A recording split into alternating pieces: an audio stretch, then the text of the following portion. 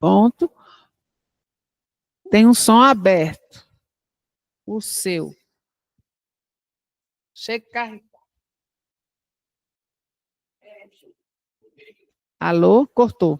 Ele foi de putão, contra tudo. Bem, bom dia novamente a todos. Vamos iniciar agora a nossa segunda aula do dia, que é atualização, com o professor Gustavo Carvalho. Eu conheço há muito tempo, não vou dizer quanto, tá certo? Professor desta casa, professor doutor, cirurgião geral, do serviço da cirurgia geral e também da disciplina e do serviço. Ele vai conversar com vocês sobre inteligência artificial em medicina e eu, de imediato, passo a palavra para ele, que o artista hoje é o professor que está aqui. A palavra é toda sua.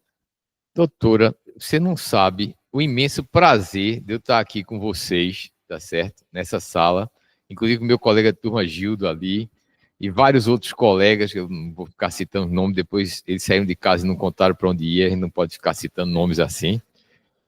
Mas eu estou dizendo que eu estou cada vez mais fascinado, porque eu estou vivendo no futuro.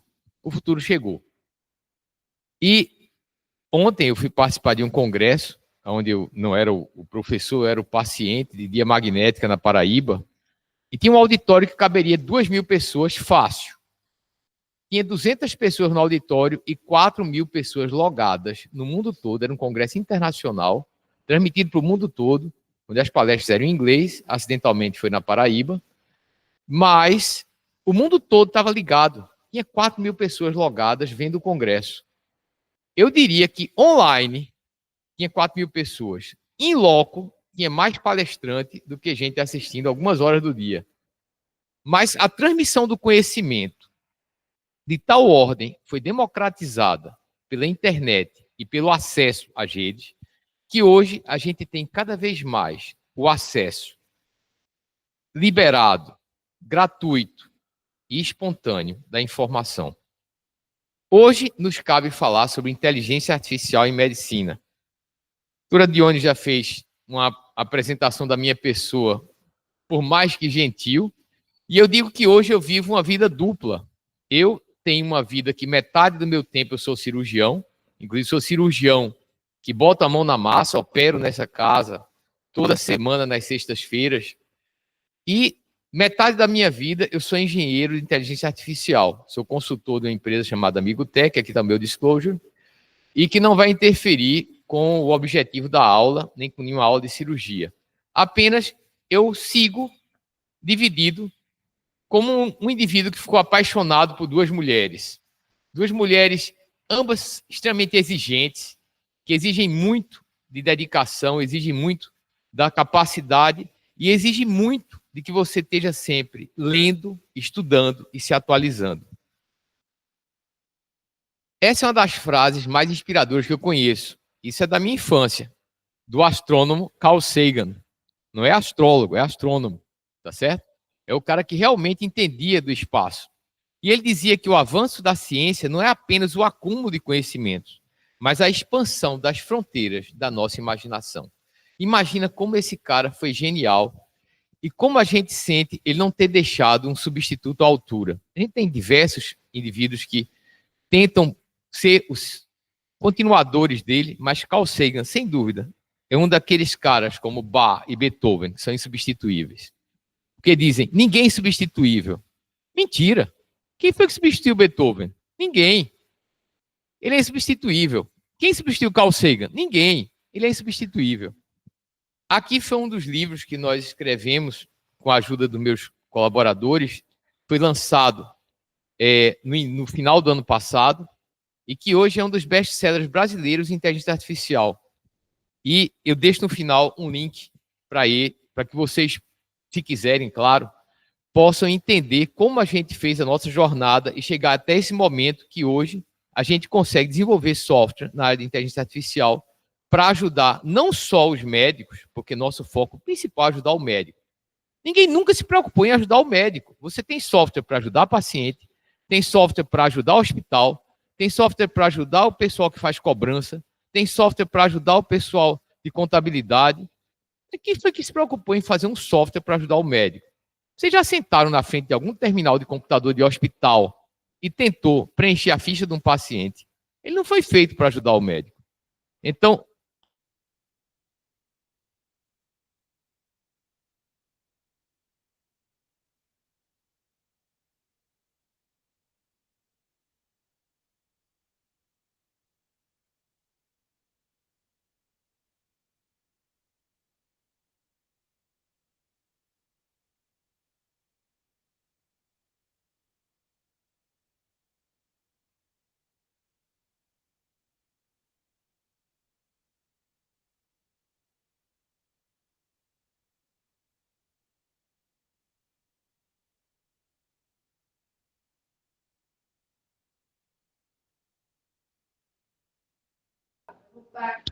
Só um segundo, voltaremos rapidinho.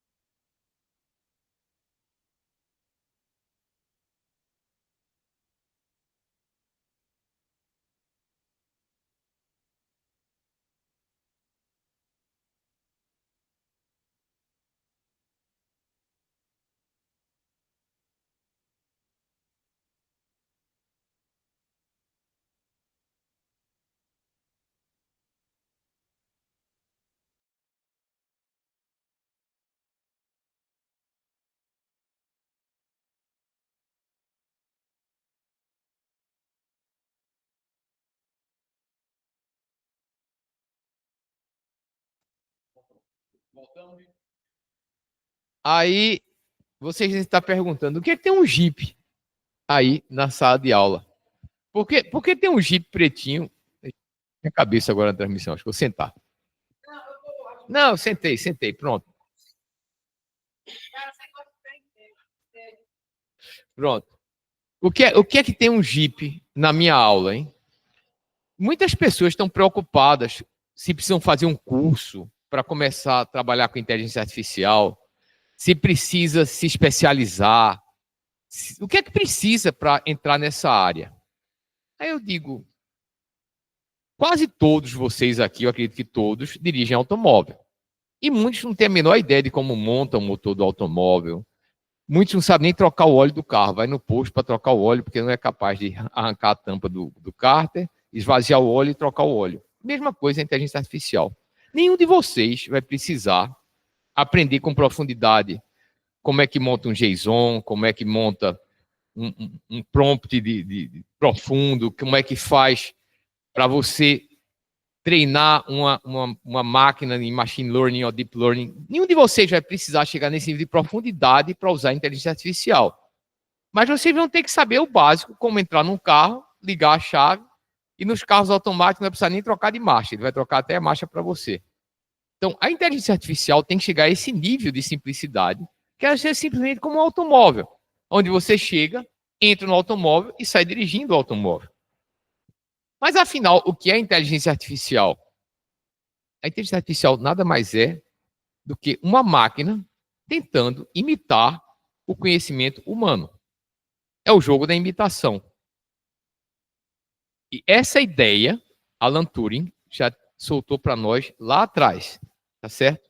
Então, a inteligência artificial nada mais é do que uma máquina que seja capaz de enganar outro ser humano, dizendo que ela é um ser humano também. E quem lançou esse desafio? Alan Turing, em 1950.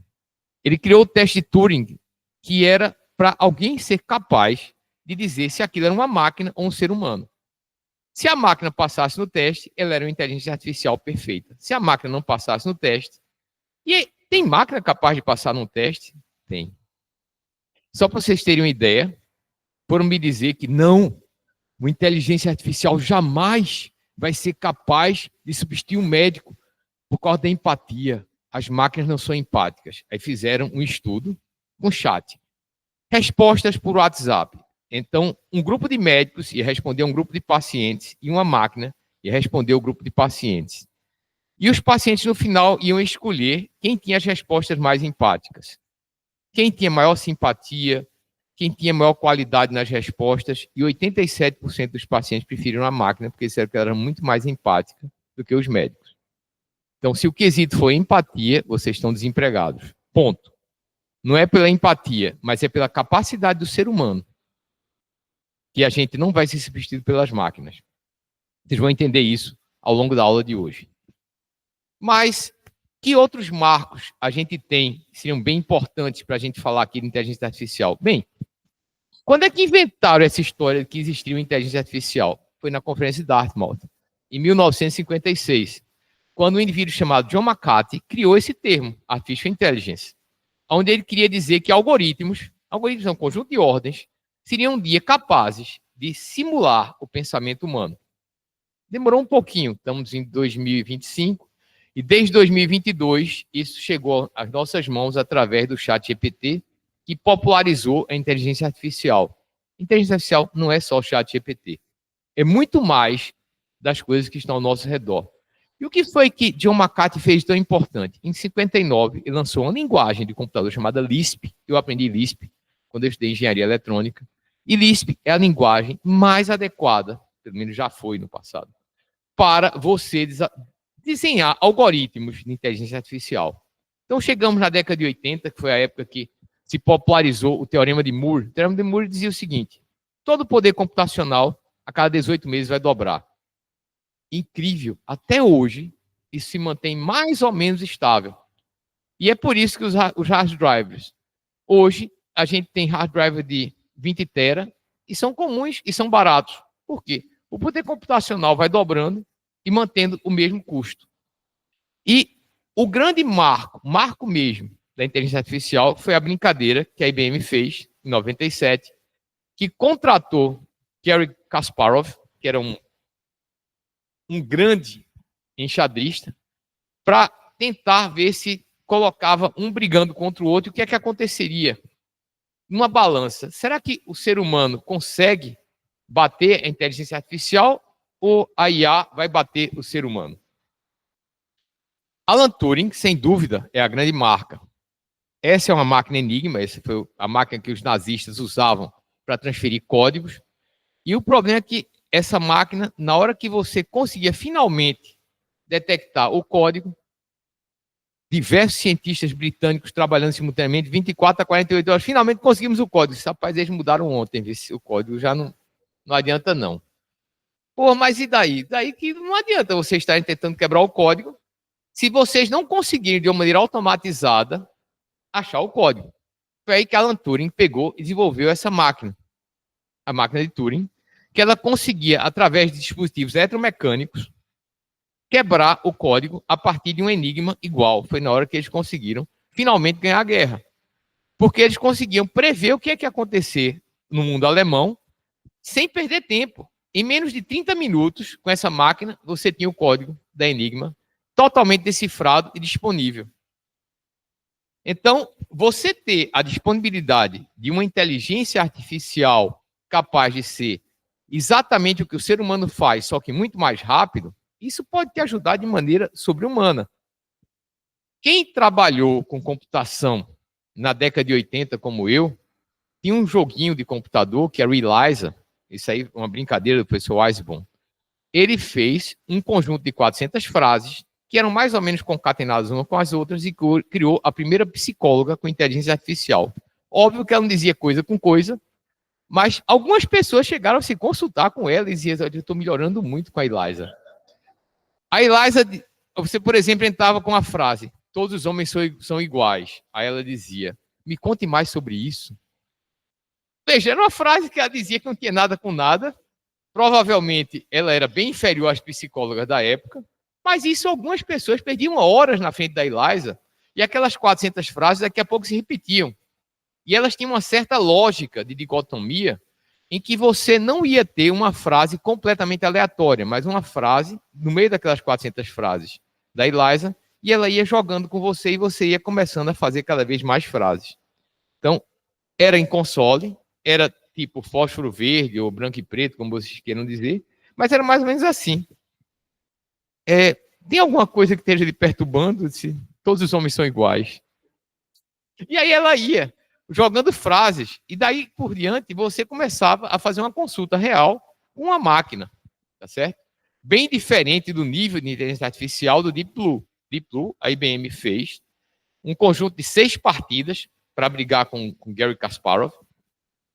No final, o Deep Blue estava ganhando, já estava 3-2, aí ele empatou, aí disseram, não, vamos fazer um novo evento, mas como por número de pontos a máquina tinha ganhado, aí ficou mais ou menos como o Deep Blue tivesse ganhado, mas foi mais ou menos um empate. Não chegou a máquina a ganhar dele. E desde aquela época, como o poder computacional evoluiu demais, ficou meio desumano querer brigar, pelo menos na área do xadrez, com uma máquina. E não houve mais esse tipo de competição. O problema é que o desenvolvimento da inteligência artificial passou por fases. E desde a época, mais ou menos 97, que não teve muito avanço. Por quê? Porque as pessoas acharam que não valia a pena investir. Chegamos aos anos 2000, onde teve mais ou menos o inverno, ninguém queria investir muito, ninguém viu muita vantagem em fazer esse tipo de coisa.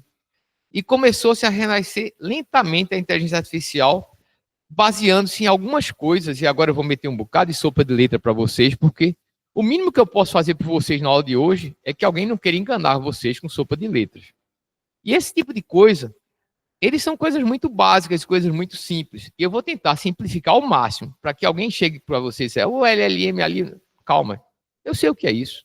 Não venha com sopa de letras para cima de mim, não, que eu sei exatamente o que significa e posso conversar com você de igual para igual.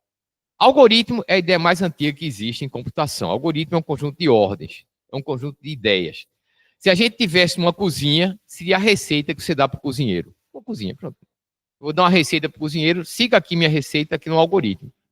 Pega a cebola, corte picadinho, depois pega a cebola e frita, e agora junte a carne, e assim por diante. É um conjunto de ordens.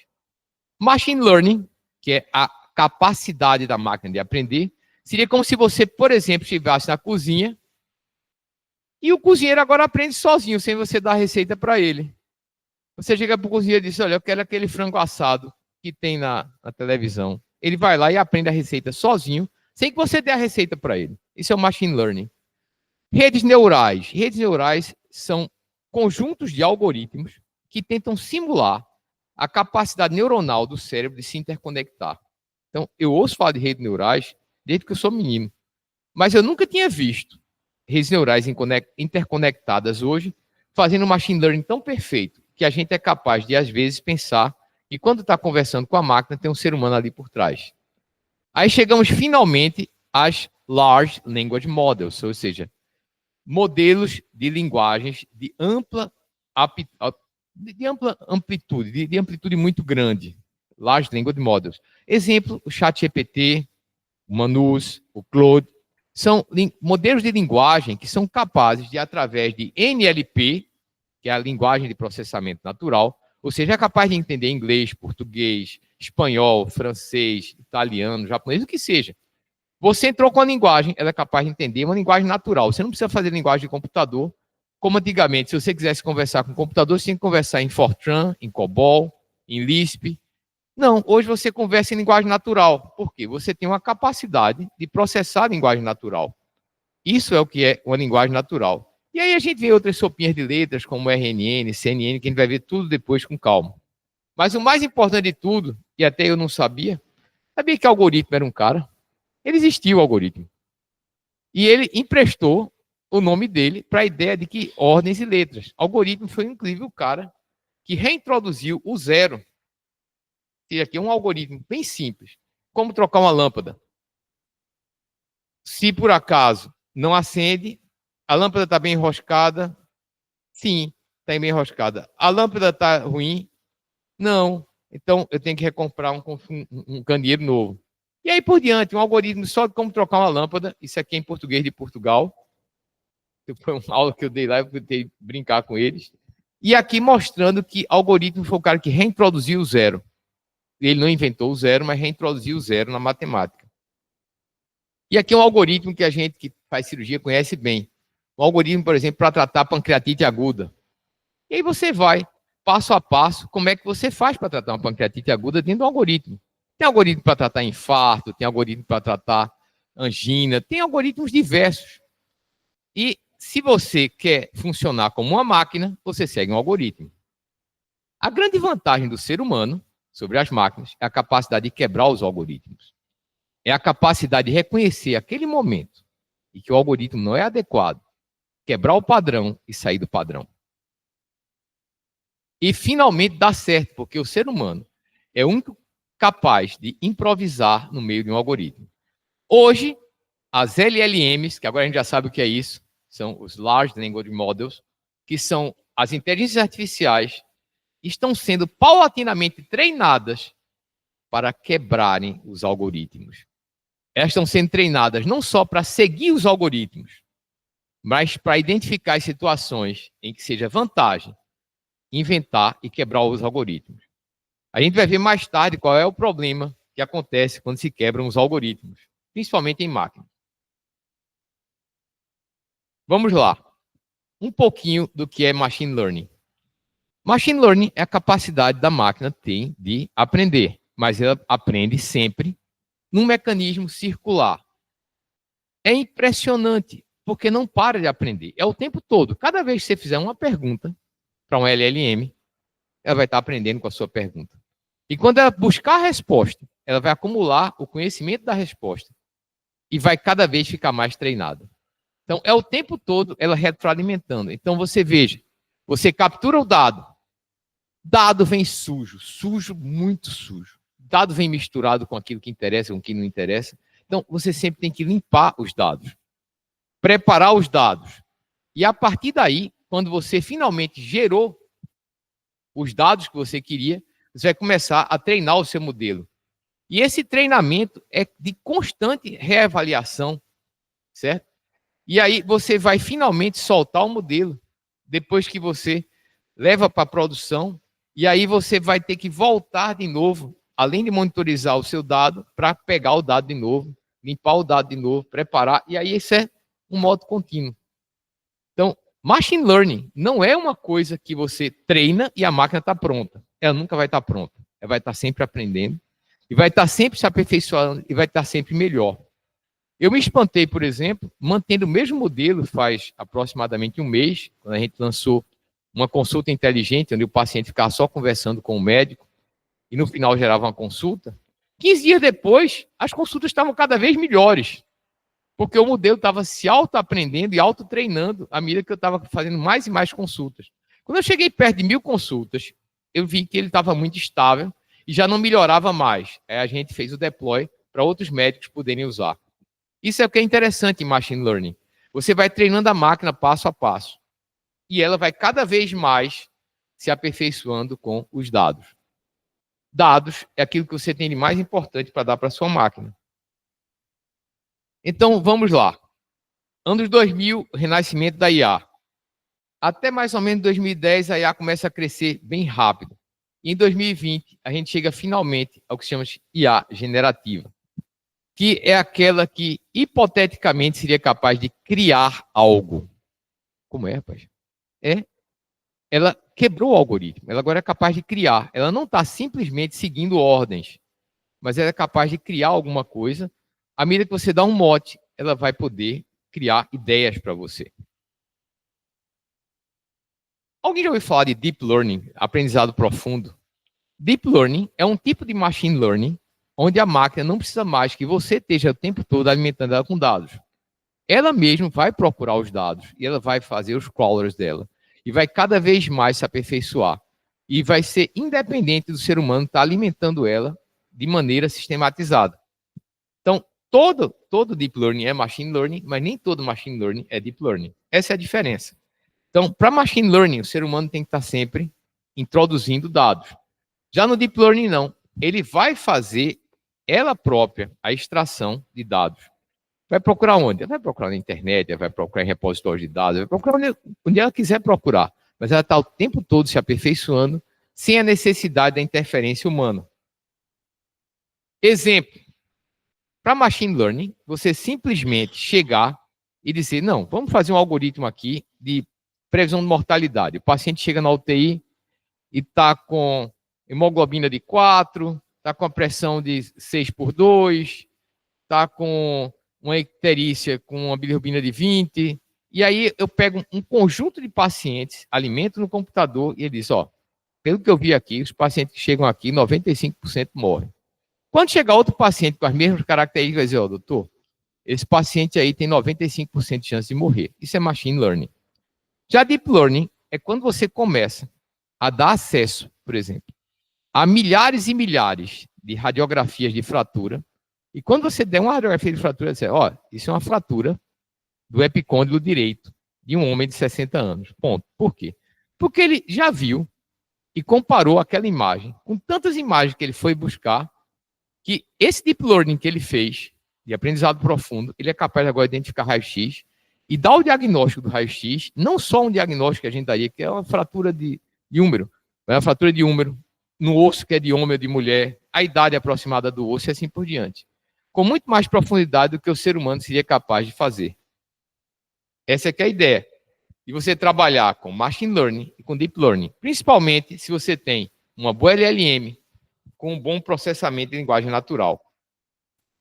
Por favor, não se assustem. A gente não está indo para o caminho do Matrix. E aquilo que parece muito complicado, muito misturado, hoje a gente tem LLMs para todos os gostos. Por exemplo, a gente tem o Gemini. O Gemini é uma LLM que hoje, eu não posso falar muito porque é nossa associada. Nós somos empresa Google. O ano passado, dentre as 5 empresas Google do mundo, nós fomos uma das 5. Só para você ter uma ideia de quem eram as outras, uma delas é a Mayo Clinic Rochester, trabalhando com inteligência artificial. Então, é amigo de Recife, Pernambuco, é uma das 5 empresas Google, número 1, para trabalhar com inteligência artificial. Então, mas as outras são muito boas. Eu, por exemplo, eu gosto muito do DeepSeek, gosto muito da OpenAI. Pô, o ChatGPT, além de ser pioneiro, é um dos caras, o Sam Altman, mais investe em inteligência artificial. Recentemente, eu não coloquei aí no slide, Manus. Eu estou apaixonado por Manus. É uma inteligência artificial chinesa que dá um agente para você, gratuito. Pô, é muito legal. E outra coisa, toda inteligência artificial tem viés. Tome cuidado. Alguém está pagando por isso. E você tem que ter muito cuidado com o viés. Ah, a chinesa vai ter um viés. Se eu te disser que hoje eu observo menos viés nas inteligências artificiais chinesas do que nas americanas. Viés para a indústria mesmo. O chinês é o que menos tem. E isso me impressiona bastante. Por exemplo, o Qwen, que é da Alibaba, o Copilot, que é da Microsoft, o Grok, que é a inteligência artificial do Elon Musk, todas elas têm suas características. Algumas são mais conversacionais, outras são mais aptas à criatividade. Por exemplo, para poesia, nada é igual a um Claude. Para fazer poesia com Claude, música, muito mais legal do que fazer, por exemplo, com Gemini, com DeepSeek. Então, cada uma tem uma aplicabilidade. E hoje existem centenas e centenas de inteligências artificiais no mundo. E voltamos agora às coisas mais específicas. Existe uma inteligência artificial chamada CNN, tá certo? Convolutional Neural Network, redes neurais convolucionais, que servem basicamente para análise de imagens. Por exemplo, como é que a gente sabe que um gato é um gato? Ah, porque um gato é um gato. Você vê um gato, ele faz miau, ele está ali, é um gato. Mas ele pode ser um cachorro fazendo miau? Não, é um gato, não tem jeito. Por quê? Porque eu já vi 1000 gatos na minha vida. Mesma coisa, a inteligência artificial, quando ele vê um gato, ele já comparou com várias imagens de gato, e ele chega à conclusão que existe 99,8% de chance de ser um gato. Ele nunca dá 100%. E quanto mais aproximar você dessa probabilidade de acerto, ela é melhor, a inteligência artificial. Então, assim ela faz, por exemplo, para encontrar um tumor cerebral, saber a diferença de um tumor cerebral para um hematoma cerebral, saber se aquilo é um glioma ou um blastoma, e assim por diante. Então, para analisar imagens, existe uma função chamada Softmax, eu não vou entrar em detalhes nisso, a gente trabalhou com isso recentemente, para análise de imagens, mas você consegue sempre encontrar a melhor possibilidade possível de você encontrar o diagnóstico através de imagem. E começou recentemente, assim, muita gente com medo, não, a inteligência artificial vai acabar com a radiologia, vai acabar com os radiologistas. O radiologista vai ficar desempregado. Aconteceu exatamente o contrário. À medida que a inteligência artificial começou a dar diagnósticos em maior velocidade, isso, nos Estados Unidos, barateou o custo dos exames radiológicos, onde o maior custo era o do médico. E, de repente, mais pessoas começaram a pedir mais exames. Houve uma popularização cada vez maior dos exames de imagem por causa da inteligência artificial. E hoje há um déficit de radiologistas de 20%. A gente precisa contratar mais 20% de radiologistas para a gente poder dar os laudos, porque todos os laudos, infelizmente, ou felizmente, graças a Deus, tem que ser supervisionado ao final por um ser humano. O ser humano tem que concordar com aquele laudo. E para concordar com o laudo agora, que é gerado numa quantidade imensa de laudos, a gente precisa de mais seres humanos. Então, aconteceu exatamente o oposto do que se esperava. Ao invés de gerar desemprego, a inteligência artificial gerou mais oportunidade de emprego para radiologistas. E as Convolutional Neural Networks hoje são uma realidade, principalmente para análise de imagens, análise de patologia, análise de ressonância magnética, radiografias e assim por diante. Vamos agora a uma coisa que muita gente não se apercebeu, mas a inteligência artificial generativa, tá certo? Ela é uma parte da inteligência artificial, mas a gente, nos últimos 10 anos, teve em contato com as chamadas inteligências artificiais estreitas, ou Neural AIs, e não se apercebeu. Por exemplo, quando você chega em casa e bota a sua cara no portão de reconhecimento facial, aquilo é um Neural AI. É uma inteligência artificial estreita, altamente especializada em reconhecer pessoas. Se você perguntar a distância Recife Olinda, ela não sabe. Mas ela sabe que Gildo é Gildo. E na hora que Gildo chegar em casa, ela abre a porta. Se eu chegar na casa de Gildo e dizer, não reconheço você, e não me deixe entrar na casa dele, a menos que ele, um dia, cadastre minha face e eu entre na casa dele. Então, quando você tem uma Narrow AI, ela geralmente é uma coisa extremamente prática, tá certo? Ela é geralmente feita de preferência para que você faça uma tarefa bem feita, uma tarefa só. Por exemplo, reconhecimento do polegar num caixa bancário. Isso é um Narrow AI. Ela vai pegar seu polegar, vai comparar com milhares de polegares, milhões, bilhões de polegares no mundo, vai dizer, não, esse não é de onde não, não vou dar dinheiro para ela não. Ela até acertou a senha do cartão, mas o polegar não é dela. Não vou dar não. Senhora, desculpa, a senhora não é de onde não. Por quê? Porque isso é uma coisa que é muito importante, você ter confiabilidade. E, infelizmente, as LLMs, principalmente as que fazem inteligência artificial generativa, ainda não têm o nível de confiabilidade das inteligências artificiais estreitas, das Narrow AIs.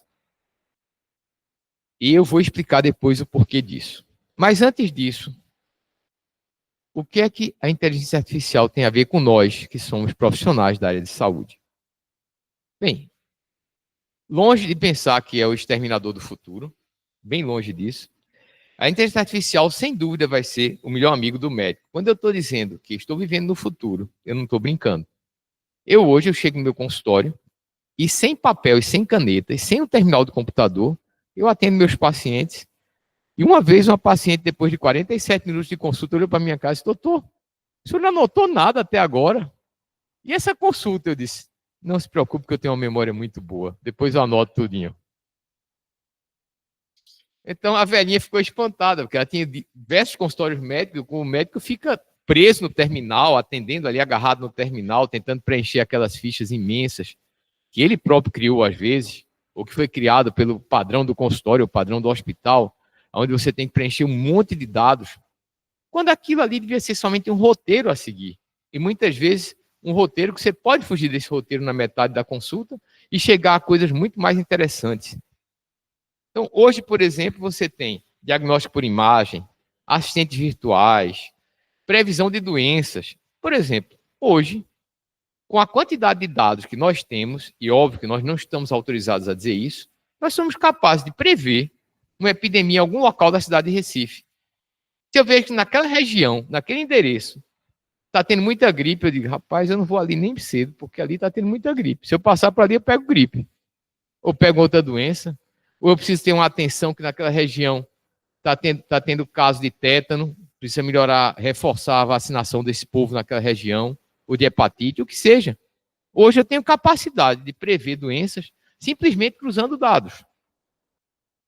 Agora, o mais importante, a IA, ela veio para ajudar o médico naquilo que ele não quer fazer. Quem gosta aqui de ficar fazendo burocracia, preenchendo formulário, calculando gasto de consultório, a IA pode fazer tudo isso para você e você ficar liberado para as tarefas que realmente interessam.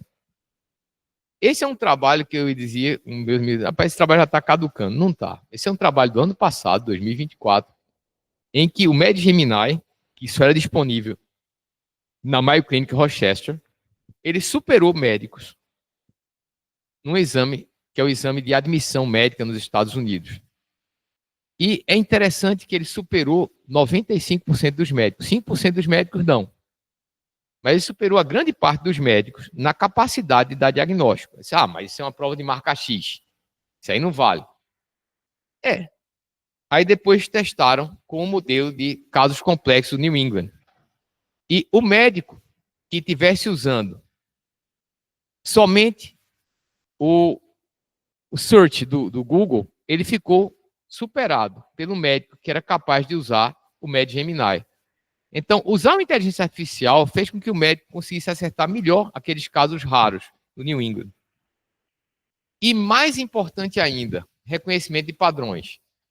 Provavelmente, uma lesão de via biliar é uma das coisas mais catastróficas que tem para uma cirurgia de vesícula. O Fernando está aqui para dizer se eu estou errado, mas terminar uma cirurgia de vesícula e você vê uma lesão de via biliar é catastrófico. Hoje, foi introduzido na Mayo Clinic Rochester um sistema de análise de imagem que o médico está operando. Ele tem que mostrar que ele encontrou o triângulo de seguridade, the critical view of safety. Se ele encontrou o triângulo de seguridade, soa um alarme e ele não consegue continuar a cirurgia adiante. A menos que ele ignore o alarme e queira realmente lesar a via biliar. Ele não está autorizado a lesar a via biliar. Isso é muito interessante porque isso pode evitar que milhares e milhares de pessoas, e hoje lesão de via biliar ainda é uma realidade.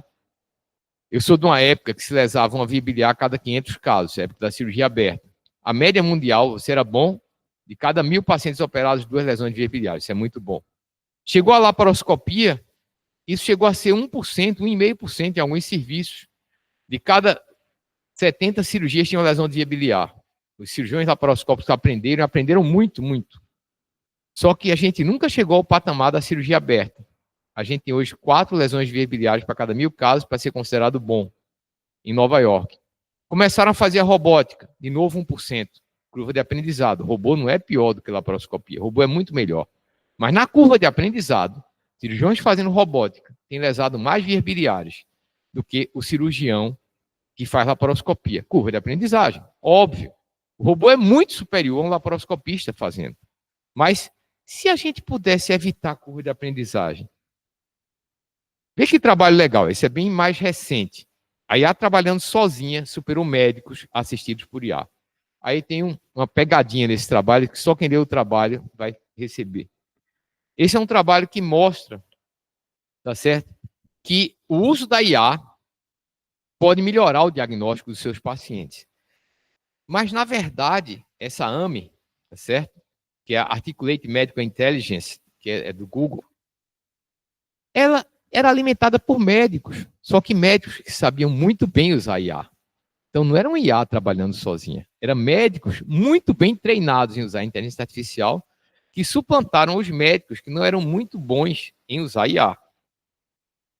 Então, os médicos que sabiam muito bem usar IA, aqueles casos mais cabeludos no New England, conseguiram acertar 59%. Os médicos comuns, tá certo? Que não sabiam usar bem a inteligência artificial, 52%. Médicos comuns usando somente Google, 44%. E os médicos sem Google, 34%. Então, a gente vê que há uma melhora à medida que você é capaz de usar melhor a inteligência artificial do que se você simplesmente usa um chat GPT e acha que sabe usar a inteligência artificial. Isso é visualmente comprovável. Então, como conclusões, um LLM é capaz de melhorar o trabalho do médico, principalmente em áreas muito difíceis, tá certo? A AMI, que é essa inteligência artificial do Google, ele conseguiu melhorar os diagnósticos diferenciais, mesmo em casos raros, tá certo? E a gente realmente vai caminhar com novos trials, cada vez aprofundando mais nessa área, porque, sem dúvida, esse é o caminho a seguir. E não é o caminho do futuro, não. O caminho é hoje. Isso aqui sou eu fazendo uma cirurgia laparoscópica convencional, tá certo? Não é uma robótica. Isso aqui é a catástrofe, é aquilo que a gente quer evitar. É uma lesão de via biliar. Lamentavelmente, aquilo que eu disse a vocês é verdade. O Critical View of Safety é essa ideia que você tem que ter antes de terminar uma cirurgia, bem dissecado o pedículo da vesícula, encontrando a artéria cística, o ducto cístico e a placa de trás do fígado, tudo dissecado, antes de ligar a artéria e ducto. Então, essa ideia é antiga, de 1993, do Strasberg. E aqui, como a gente faz? Acessa o pedículo, delicadamente a gente disseca o pedículo até encontrar as estruturas, nada de ligar ou danificar nenhuma estrutura enquanto você não tiver o Critical View of Safety. E aqui a gente tem, terminando a dissecção, encontrando a região do pedículo. Veja que a gente está dissecando passo a passo, encontrando a artéria cística e o ducto cístico. Isso são pinças de mini laparoscopia, nos dá um pouco mais de liberdade para trabalhar, as pinças se movem com um pouco mais de tranquilidade do que com pinças de laparoscopia convencional, e chegamos finalmente ao Critical View of Safety, vamos coagular a artéria e vamos seguir adiante. Aqui outro caso, onde encontramos o Critical View of Safety, e aqui um caso que eu estava, o ano passado, em outubro, no Congresso no México, peguei meu iPhone e filmei o caso. É um caso bem interessante. É um cirurgião operando uma robótica, ele está dando uma aula de Nova York, transmitindo para o México, ao vivo. De Nova York, transmitindo. Isso aqui eu filmei do Congresso. E ele se confundiu, simplesmente se confundiu. Na maior tranquilidade, quem era o colético, quem era o cisto, que acabou de clipar o colético. A gente estava lá e começou, na plateia, um rebuliço. A gente avisa para ele aí, que ele, o cara, assim, não, estou tranquilo aqui. E de repente ele clipa o colédoco, veja a tranquilidade que ele está aí.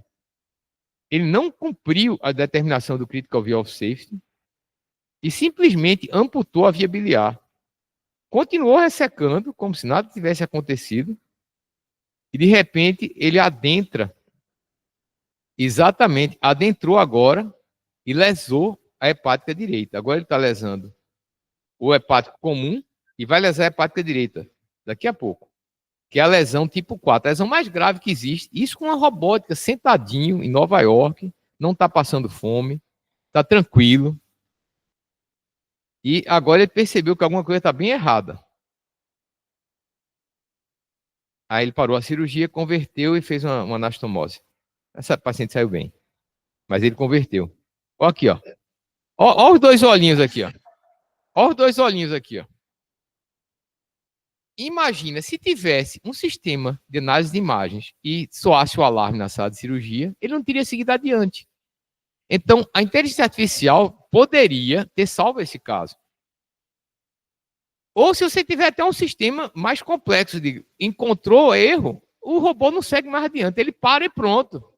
Ele pode mexer à vontade, só chamando o diretor do hospital para seguir adiante agora. Então, se você começar a introduzir no seu dia a dia elementos de inteligência artificial, você pode cada vez melhor trabalhar e evitar esses acidentes catastróficos que podem acontecer no seu dia a dia.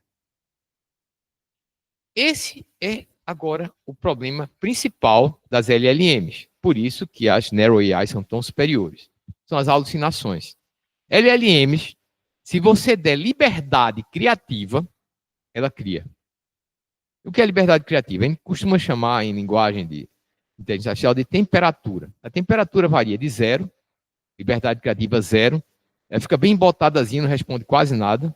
Ou 2, ela tem muita criatividade e pode criar muita coisa que não existe. Por exemplo, você pergunta quem foi Pedro Álvares Cabral, vai dizer que foi o Papa. Da época era um Papa, e aí serve para navegar, porque tinha uma cruz no na Caravela. E ele conta uma história e você fica convencido. Está com uma liberdade criativa muito grande. A gente tenta trabalhar geralmente com temperatura entre 0,5 e 0,8 para ela criar pouco em medicina. Se a coisa é crucial demais, 0,2, 0,3, para ela não criar quase nada, mas mesmo assim tem que ter muito cuidado com as alucinações. E sem deixar sem criar nada, aí você não aguenta, é embotado demais, ela não sai do canto. Então a criatividade é importante, mas ela tem que ter limites e tem que ter retroalimentações para que as alucinações não provoquem nenhum problema para nós. Todo mundo conhece essa frase. Senhores, isso não é um embuste. Foi o que Norton disse. Morton disse isso no MD-8, quando ele terminou de dar anestesia, e o cirurgião arrancou o tumor do paciente, sem dar nenhum gritozinho. Era comum na época, todo mundo gritava, esperneava, agarrava o cara, e o cara ficou parado durante a anestesia. Essa frase a gente usou no livro que a gente fez de Inteligência Artificial e Anestesia, e vejam, eu pedi para a IA desenhar uma máscara para mim. Olha a máscara que ela desenhou. Essa máscara não funciona, mas na cabeça dela funcionaria. Eu estava fazendo um livro com muita criatividade nas fotos e botei uma temperatura cerca de 1,7. E aí ela fez esse desenho da máscara que absolutamente não faz sentido. Muita criatividade essa máscara, mas não funciona. Essa é a máscara, tá certo? Com uma índice de criatividade de 0,7. Ela já conseguiu uma máscara que você consegue adaptar no ser humano. O ser humano vai conseguir respirar com essa máscara. E por que ela criou a outra? Alucinação. Então, as LLMs alucinam. E a gente tem que ter muito cuidado de não confiar 100% em LLM. É por isso que sempre tem que passar pelo crivo de um ser humano a resposta de um LLM. Você não pode acreditar nela 100%. Veja que alucinação legal aqui. Eu disse, desenhe para mim o laringoscópio do futuro. Veja os laringoscópios. Tem um que vai pelo meio da bochecha do pobre do paciente. Então, é uma alucinação muito louca. Aqui, novamente, eu cheguei com acho que estava com 1,8, 1,9. Aí você me pergunta, por que eu fiz isso? Eu queria dar liberdade para me dar alguma coisa criativa do futuro, mas no final deu errado. Eu tive que pedir menos criatividade e coisa mais do dia a dia para me dar imagens do futuro. Então, aonde é que menos se pode alucinar? Aviação. Senão o avião cai. Inteligência artificial em aviação é bem perto de zero a temperatura. Não pode alucinar nada. Tem que ficar bem quietinha mesmo. Aí vocês me perguntam, eu tô zerado nisso. Como é que eu começo? Bem, esse é um dos meus gurus. Eu sou mestre em administração, não sei se vocês sabem, pela UFPE. E Drucker sempre dizia, cultura como estratégia no café da manhã. Esqueça estratégia. Você tem que ter a cultura de querer aprender. Você tem que ter o desejo de querer aprender. E esse é o ambiente de querer aprender, essa é a universidade. Esse é o local onde a gente tem que, cada vez mais, dar espaço para a inteligência artificial. A vontade de querer aprender é aqui. Isso aqui é o que eu aprendi a fazer nos últimos 12 meses como médico que trabalha com inteligência artificial e está desenvolvendo ferramentas para ajudar outros médicos com inteligência artificial. Isso é um prontuário eletrônico da Amigo, que usa inteligência artificial, certo? E esse é um prontuário de computador, de desktop, e que não é a minha paixão. A minha paixão é por celular. Eu acho que o futuro está na palma da mão da gente. O futuro não está no desktop, o futuro não está no notebook, mas o futuro está na palma da mão da gente. Por isso que eu integro a equipe mobile. Eu gosto de trabalhar com celular. Eu gosto de ter tudo na palma da mão. Eu gosto de poder ter tudo onde eu for ao meu lado. Essa é uma filosofia budista. A felicidade suprema é você poder ter consigo mesmo tudo aquilo que possui. Então, se você consegue carregar tudo que possui, você chegou à felicidade suprema. Você não precisa de mais nada.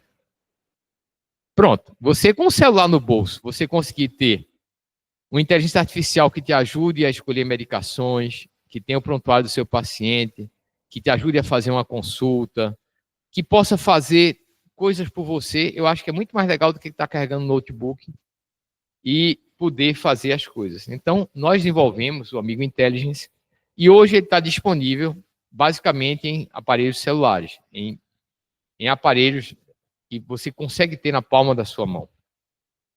Tem chat médico.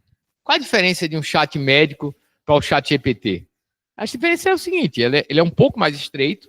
Se você perguntar a distância daqui para Olinda, ele provavelmente não vai saber responder. Mas se você pedir uma ajuda para um diagnóstico diferencial, ele vai te dar 10 opções e vai dizer a probabilidade de cada um. E você dificilmente vai conseguir uma resposta igual com o chat GPT, porque ele não foi curado por médicos para médicos, como esse aqui foi. Esse aqui tem um esforço imenso da equipe de curar as respostas de modo que ficar basicamente para médicos.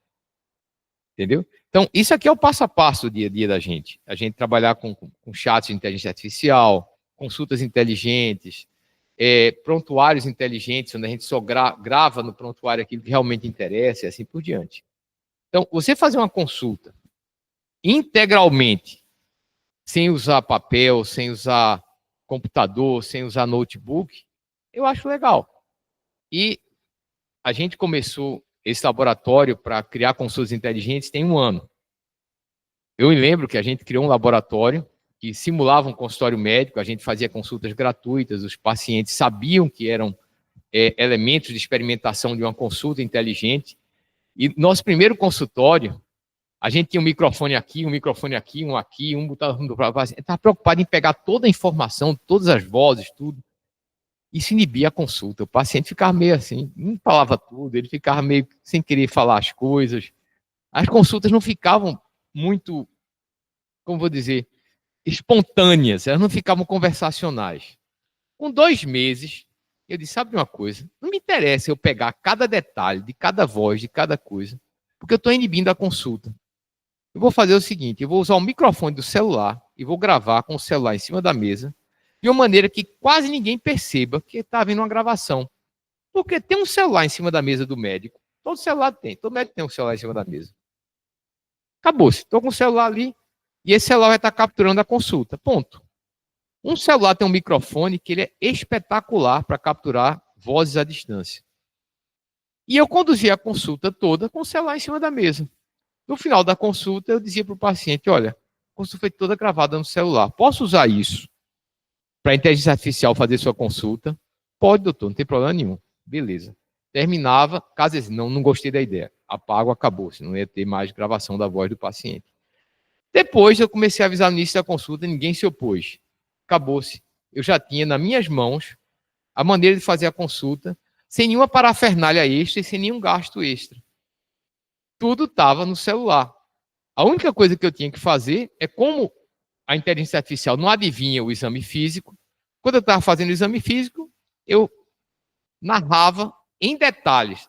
Estou aqui examinando, estou vendo que o paciente tem as mucosas normocoradas ou hipocoradas, ou está desidratado, ele tem o turgor de pele mantido, pulsos cheios, simétricos, abdômen depressivo, e aí descrevia o exame físico com exatidão, ela copiava tudo e me dava o exame físico em detalhes.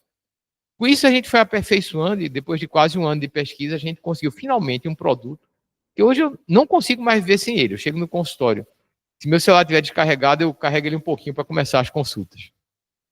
Porque agora eu fiquei muito satisfeito de poder ter essa parceria com a inteligência artificial. Isso é o que me interessa hoje, de poder viver melhor e mais tranquilo.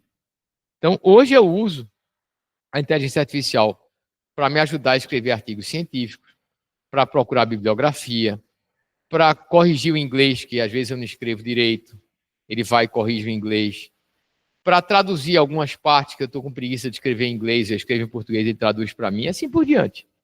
É uma ajuda de vida muito grande.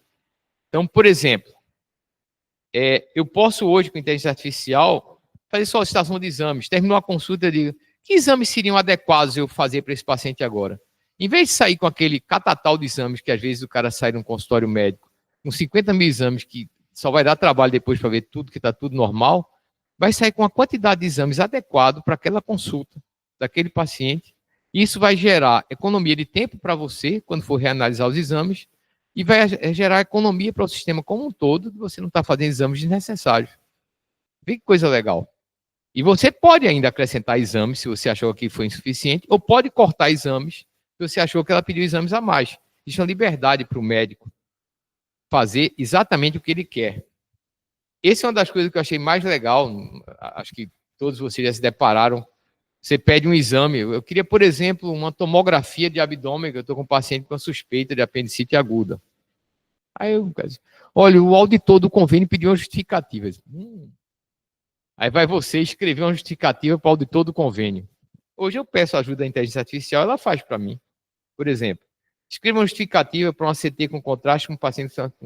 Fez a justificativa bem bonitinha, passou para o meu papel timbrado, manda. E eu não tenho mais aquele trabalho de estar redigindo coisas que não me agradam, estar redigindo esse tipo de coisa. Não me faz bem ficar imaginando justificativa para convênio. Quem aqui fica satisfeito de fazer isso? Eu estou botando a inteligência artificial para fazer tudo aquilo que eu não gosto de fazer. Pronto. E estou focando em atender o meu paciente cada vez melhor. Atenção ao paciente. Estou fazendo exames físicos cada vez mais detalhados.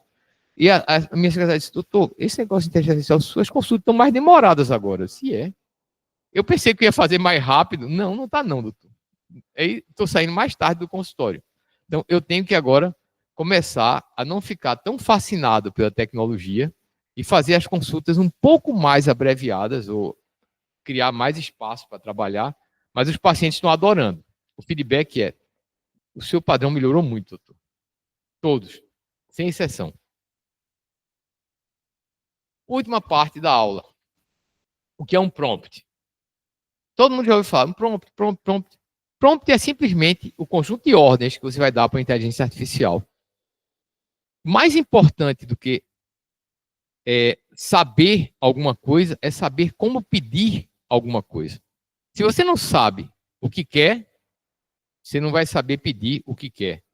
Primeira coisa, você tem que saber o que quer para depois saber pedir o que quer.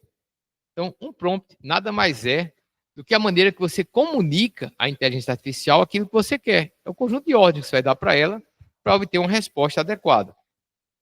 E quanto mais específico e detalhado for o seu prompt, melhor vai ser a sua resposta. Por exemplo, se eu der o seguinte prompt para a inteligência artificial, como é que eu trato a infecção bacteriana? Ela vai me dar lá um capítulo de livro, alguma coisa.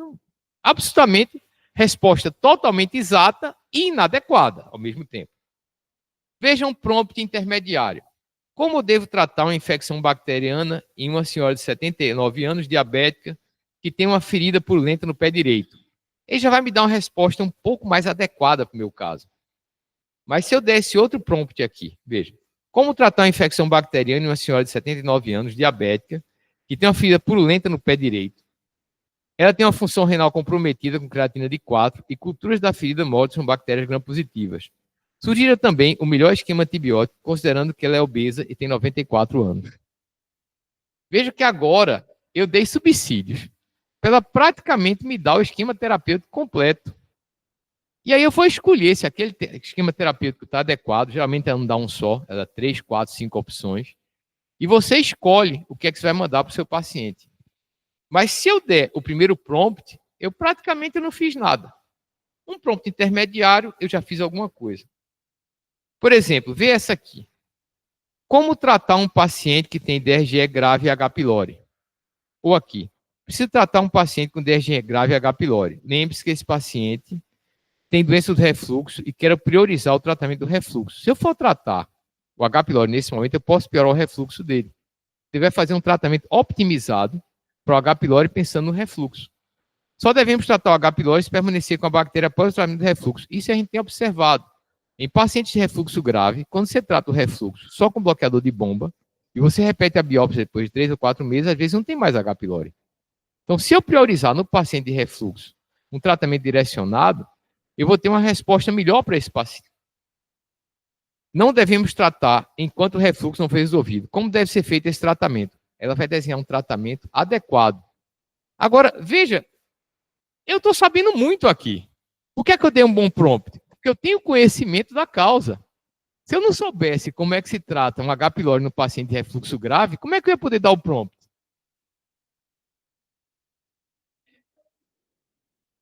Para quê? Porque às vezes você quer organizar a sua resposta. Às vezes você não quer simplesmente estar digitando sua resposta, você quer ela organizada. E muitas vezes você quer sistematizar a resposta para que ela sirva para os próximos pacientes. Então, muitas vezes você quer dar um prompt por diversos motivos. Um deles é esse. Então, aqui eu tenho, por exemplo, outras interações que a gente tem, por exemplo, como trata uma diverticulite perfurada não complicada. Aí vai lá e mete um bocado de coisa e não vai me servir de nada. E aqui talvez uma coisinha que eu vou ensinar para vocês e talvez tenha valido a aula de hoje todinha junto, só essa besteirinha. Já ouviram falar do ELI5? É LI5. Não? Isso é o seguinte. Isso é uma ideia antiga de um cara chamado Feynman. Feynman é esse último cara aqui. Tanto Feynman como Einstein. Esses caras antigões, Sócrates, eles tinham a ideia de que simplicidade é tudo. Então Feynman disse o seguinte: se você consegue explicar alguma coisa para uma criança de 5 anos, você domina o assunto. A única maneira de você provar que domina o assunto é se você consegue explicar esse assunto para uma criança de 5 anos. Então, se você pegar para a inteligência artificial e tem alguma dúvida, por exemplo, eu não sei bem o que é um LLM. Chegue para a inteligência artificial e diga ELI5 LLMs. Ele vai te explicar o que é um LLM como se fosse para uma criança de 5 anos. Esse comando é LI5 para qualquer LLM do mundo. Manos, ChatGPT. É porque as pessoas não querem dar o bizu para você. Mas você basta dar esse comando, LI5. Ele já sabe o que é. Ele vai explicar para você qualquer pergunta em seguida, como se você fosse uma criança de 5 anos. Experimenta, quem tiver um ChatGPT ou a inteligência artificial de sua preferência no celular, fazer isso. E você vai se espantar com a resposta. Como é uma resposta que você finalmente vai entender aquilo que você não estava compreendendo bem. E a partir daí você consegue fazer coisas muito interessantes. Eu uso muito isso quando é um assunto novo. Eu não estou entendendo bem. Meto o ELI5, pronto. L5. Me explique como se eu tivesse 5 anos de idade. Por exemplo, como tratar uma diverticulite perfurada não complicada. E aqui eu dei um ELI5. Aí vem aqui, diz, imagine o intestino grosso como um tubo com algumas pequenas bolsas de divertículos que se formam em suas paredes. A diverticulite acontece quando uma dessas bolsas fica inflamadas ou infeccionada, geralmente por causa de fezes presas. Veja como ele começou a explicar num nível que, sinceramente, até eu que sou cirurgião entendi, rapaz. Essa piada é da época que eu morei no Japão e que Zico foi trabalhar para um banco como garoto propaganda. E o japonês, ele se recusava a ir pegar dinheiro no caixa eletrônico. Ele queria que alguém tivesse num lugar, uma pessoa viva, e que ele apresentasse o papel dele do salário e a pessoa desse o dinheiro para ele. O japonês, principalmente o que tinha mais de 70 anos, não queria ir para o caixa eletrônico com um cartão. A campanha de propaganda foi Zico, que era um jogador de futebol, com um cartão, chegando no caixa eletrônico e dizia, daquilo tem que estar. Até eu consigo tirar meu dinheiro. E isso popularizou a retirada de dinheiro em caixa eletrônico pelos japoneses mais velhos, a campanha que Zico fez, em 95. Então, Zico, que era um ídolo do futebol japonês, mas era jogador de futebol, considerado não grande coisa do ponto de vista cerebral. E ele conseguia tirar dinheiro no caixa eletrônico. Então, qualquer japonês ia conseguir. Se um jogador de futebol brasileiro conseguia tirar dinheiro, imagina um japonês. Então, ELI5 é exatamente isso. Me explique como se eu fosse uma criança de 5 anos. Se você conseguir me explicar, aí eu vou entender. Porque, como dizia Leonardo, sem dúvida, a simplicidade é a maior sofisticação que você pode ter. E eu acho que, a partir de hoje, eu entusiasmei vocês a andarem de mãos dadas com a IA, tá certo? Principalmente para quê? Para usar a tecnologia para focar o que houver de mais humano na sua rotina. Você não precisa estar usando a sua inteligência, o seu tempo para fazer burocracia, para estar enchendo ficha de paciente, para estar preenchendo laudo, para estar preenchendo atestado. Deixa isso para a IA fazer. Se foque em fazer a melhor consulta possível, com a melhor quantidade de prompts possível na sua consulta, para que a IA possa te responder da melhor maneira possível o seu resultado. Não precisa escrever os prompts. Você pode ditar os prompts, pode, durante a consulta, dando prompts e mais prompts para o seu paciente, perguntando sobre a vida pregressa dele, sobre o passado cirúrgico dele, sobre o passado de hemotransfusões que ele tinha, sobre exames que ele tem, sobre suas queixas, seus anseios, suas dores. E aí sim, você dando essa quantidade enorme de prompts para o paciente, e o paciente retornando a resposta, a inteligência artificial vai poder te dar a melhor resposta possível. Isso aqui, eu consigo botar som, não? Deixa eu ver se eu consigo. Vamos tentar botar som. Acho que agora...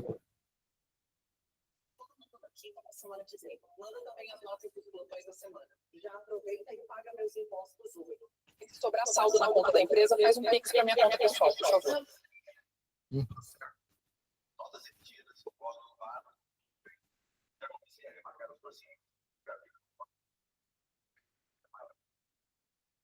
Então imagina. Você poder fazer isso hoje parece um sonho. Eu digo que estou vivendo no futuro. Essa é a minha equipe. Eu sou o menos jovem da equipe. Aqui. Aqui, mulher. Nada disso. Nada disso. Nada disso, doutora. Nada disso. Não, aqui é com Photoshop, eu disse. Se Caravaggio tivesse pintado, se Caravaggio tivesse me pintado, olha, ali era eu. Agora aqui não, aqui é modificado por Caravaggio.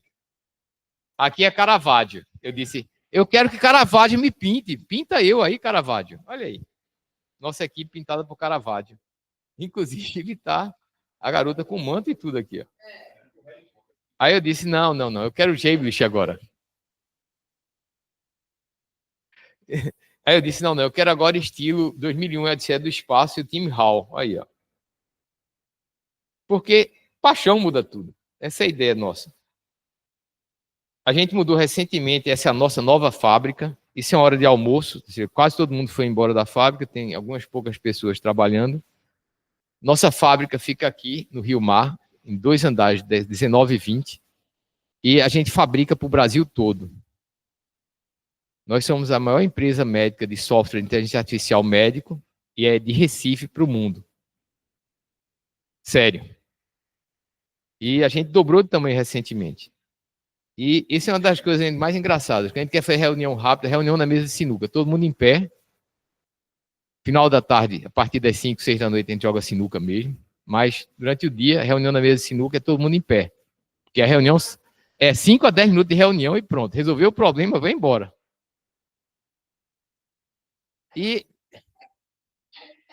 Mas reunião na mesa de sinuca não tem cadeira. Tá todo mundo segurando na mesa de sinuca, não tem cadeira. Resolve rápido. Diga. Essa consulta formidável que você mencionou, colocar o celular lá e tal.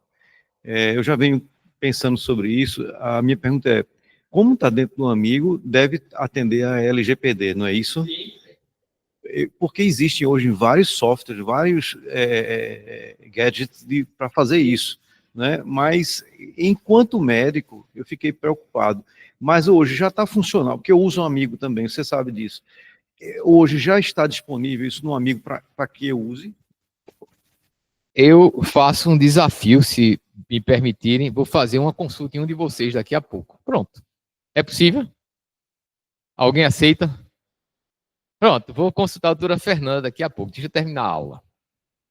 Pô, voluntária. Ainda posso transmitir ao vivo, viu? Ó, isso é a visão que a gente tem. Recife é lindo demais, viu? Desculpa aí. Como dizia o poeta, é aqui que o Capibaribe se junta com o Beberibe para formar o Oceano Atlântico. Não, ali um pouquinho mais para lá, exatamente. Essa frase é minha. A inteligência artificial não é apenas uma ferramenta, é um convite a repensar como praticamos a medicina e uma oportunidade de transformar a complexidade em clareza e devolver à prática médica o que ela tem de mais essencial, o cuidado humano. Esse é o livro novo sobre inteligência artificial e anestesia. Deixa eu voltar aqui.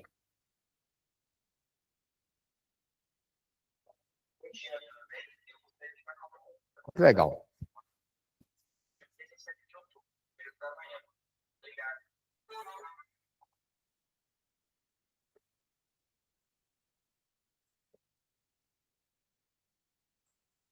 Isso aqui a vozinha paulista é porque nosso maior escritório hoje está em São Paulo. A fábrica é Recife.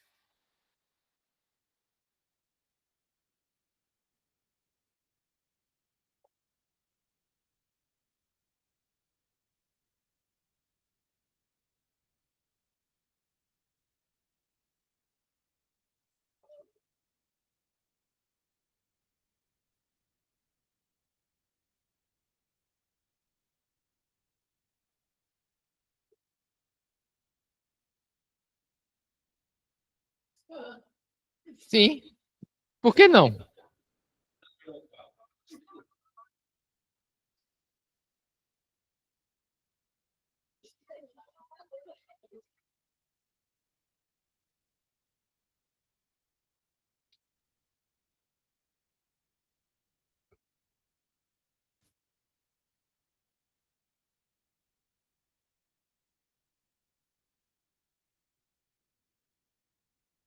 A paixão muda tudo. Essa é a frase da gente. Impressionante como eu mudei minha capacidade de pensar o que era inteligência artificial depois que eu comecei a trabalhar diretamente com isso.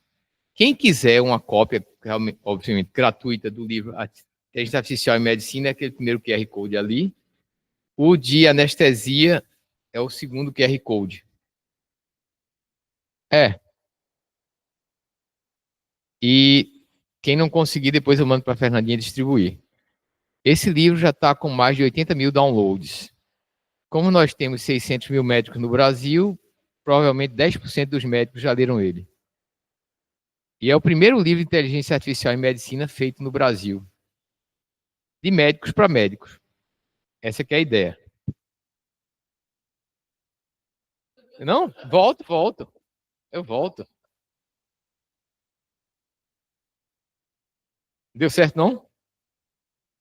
Pronto. É só preencher e pegar o livro. Se não conseguir, eu mando. Agradeço demais a oportunidade de poder dividir um pouquinho aquilo que eu aprendi no último ano de inteligência artificial. E foi, inclusive, pergunta, porque meu filho trabalha nessa empresa há 3 anos. Quando o dono me convidou, eu disse, você está me convidando para quê? Ele disse, veja, eu conheci seu filho, se a genética foi igual, eu quero você comigo. Pronto. Queria um médico que fosse capaz de desenvolver a inteligência artificial do zero com ele. E quando eu cheguei lá, eu conhecia zero de inteligência artificial em outubro do ano passado. Em dezembro, eu fui convidado para Orlando, para um seminário onde eu já dei aula sobre isso. Veja como a gente tem a capacidade de aprender rápido. Só basta querer. Aprende rápido mesmo. Exatamente. Vamos abrir para as perguntas, bora. Oficialmente agradecer, né, professor Gustavo. Foi ideia da professora Fernanda. Obrigado. Foi ela que lhe indicou, foi na mesma hora, tá certo? A gente vai fazer assim, a gente tem o pessoal que está online, tem o pessoal que está aqui para fazer perguntas. Eu vou abrir primeiro para quem está online e depois, Nelson começou, a gente vê aqui, tá certo? Então, eu não estou vendo quem tinha pedido. É a mãozinha que você tem que ver quem levantou. Bem, está aberto para vocês que estão online. Se alguém quiser fazer alguma pergunta, algum comentário, fique à vontade. Anderson, Olá, professor. Isso. Olá, professor Gustavo. Primeiramente, muito bom dia. Gostei bastante da tua apresentação. Hoje sou desenvolvedor também, sou estudante do curso de medicina, estou no 5º período ainda, mas já desenvolvo aplicações também. E eu tenho muito interesse em saber, assim, como é que foi que você foi introduzido, de fato, como foi? Vamos lá. Eu tinha o DNA do computador em mim porque eu abri minha primeira empresa de computador antes de ser estudante de medicina. Eu tinha 16 anos. a gente fundou a primeira empresa de computação em microinformática do Brasil, e o ano é 1982. Quando eu entrei na faculdade de medicina em 83, já era um pequeno empresário, a gente tinha quase 20 funcionários e produzia não software, como a gente tinha cursos, e cursos assim, dos mais diversos modelos, desde COBOL até Lisp, Fortran, SQL, tudo. Numa época que a gente produzia, inclusive, softwares para microcomputadores. Aí eu passei um inverno longe da história, e recentemente meu filho começou a trabalhar na Amigotech, e 2 anos depois eu fui convidado pelo dono da empresa para integrar a equipe médica que desenvolvia inteligência artificial médica.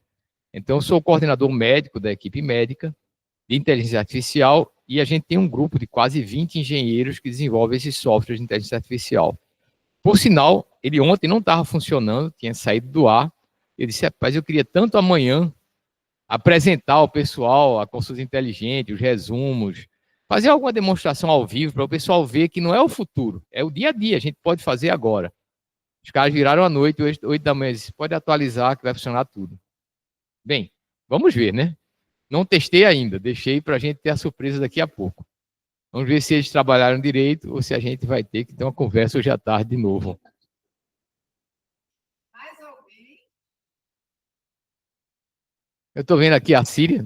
Obrigado, querida, prestigiando aqui. Minha coleguinha de turma, viu? Além de que é minha médica, viu? Aqui,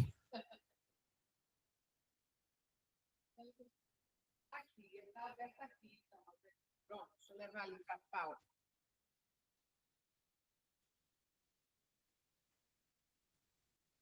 Opa.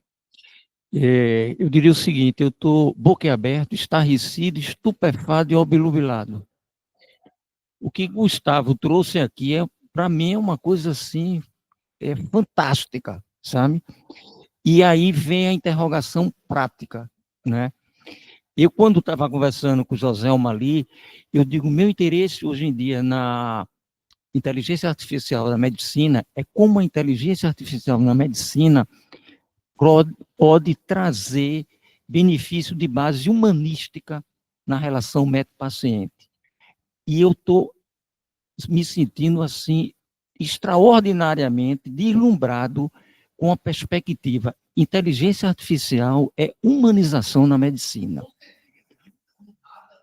Não tenho dúvida nenhuma, sabe? Eu estou, assim, boquiaberto. Agora, por que é que a Faculdade de Medicina da Ciências Médicas não tem ainda a disciplina de inteligência artificial em saúde? E se tem, explique, porque eu desconheço, né? Não, o problema, Paulo, é que tudo isso é muito novo e a gente tem que seguir uma diretriz. A nova diretriz curricular da medicina, ela já coloca obrigatório, mas antes disso a gente já começou de forma eletiva, mas já tem. Agora, tem um problema real. Vocês conseguem, por favor, professor Gustavo, não, vou lhe perguntar, a gente consegue ensinar isso sem o aluno poder fazer o ensino remoto? Tem que estar num laboratório de informática olhando no computador ou tem que estar longe para entender?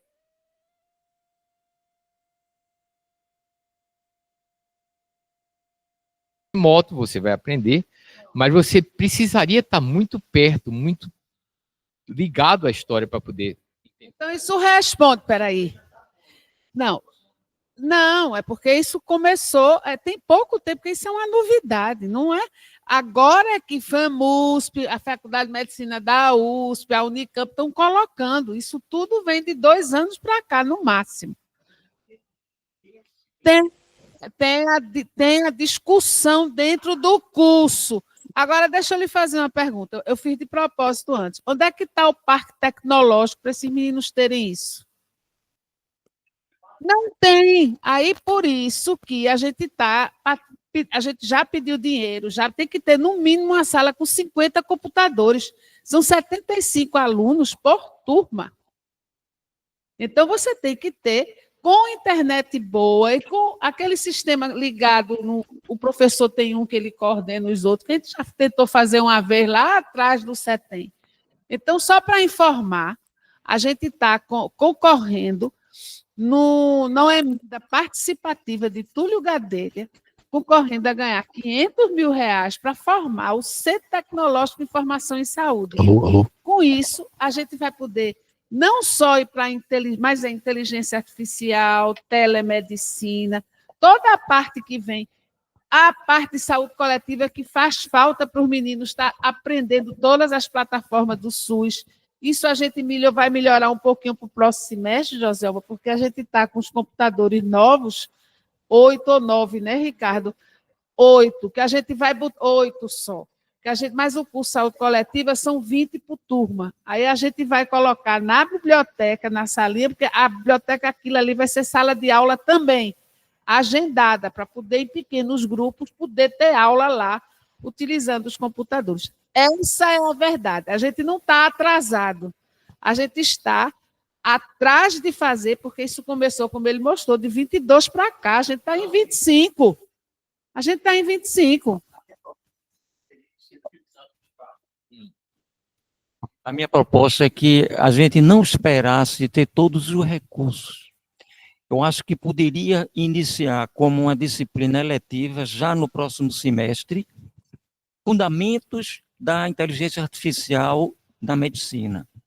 E não precisaria, no início, de tanta estrutura, mas começar, como eu agora estou vislumbrando o aluno, o estudante que está entrando na faculdade, ele fazer uma eletiva sob sua regência e você mostrando até mesmo no presencial, falando e mostrando o exemplo, como você está fazendo agora, isso para mim é fundamental. Quando chegasse esses recursos, você vai o quê? Lapidar e tudo. Mas eu acho, quando eu comecei há 18 anos atrás a disciplina de arte-terapia e coloquei arte na saúde, ninguém no Brasil tinha, no mundo não tinha.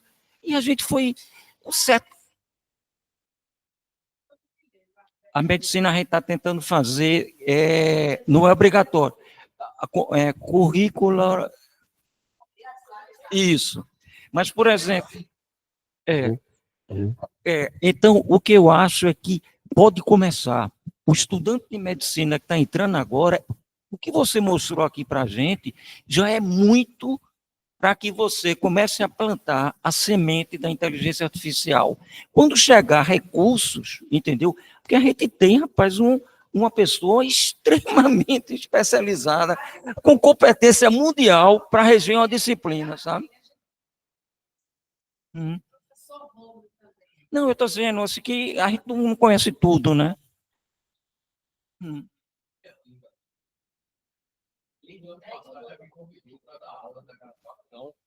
Tá certo? E já há 2 semestres que a gente tem os alunos tido uma aula de introdução à inteligência artificial, que é algo que é um pouco mais completo que essa aula de hoje, tá certo? São coisas mais detalhadas, descendo um pouco mais a fundo em LLMs, descendo um pouco mais a fundo em SLMs, que inclusive é o futuro. Eu não quis detalhar hoje, porque é uma coisa ainda um pouco mais problemática, é um pouco mais controversa, mas é o caminho que os chineses estão seguindo, é mais inteligência e menos máquina, entendeu? Então, várias coisas a gente tem discutido em sala de aula, a gente tem introduzido as ideias para os estudantes, tem mostrado o dia a dia, até no ambulatório de cirurgia, eu faço às vezes consultas com inteligência artificial, para os estudantes entrarem em contato e verem isso de verdade, ao vivo. Eu insisto que, a partir do momento que você coloca no primeiro semestre de 2026, disciplina eletiva, inteligência artificial na medicina, entendeu? Na saúde. A quantidade de alunos que vão se inscrever, quando eu montei essa disciplina, 18 anos atrás, 115 alunos se inscreveram. 115 alunos. Com o tempo você foi lapidando, porque você faz vivência de arte terapia, tal, você precisa de um espaço maior, tudo. Mas eu acho que a gente pode começar.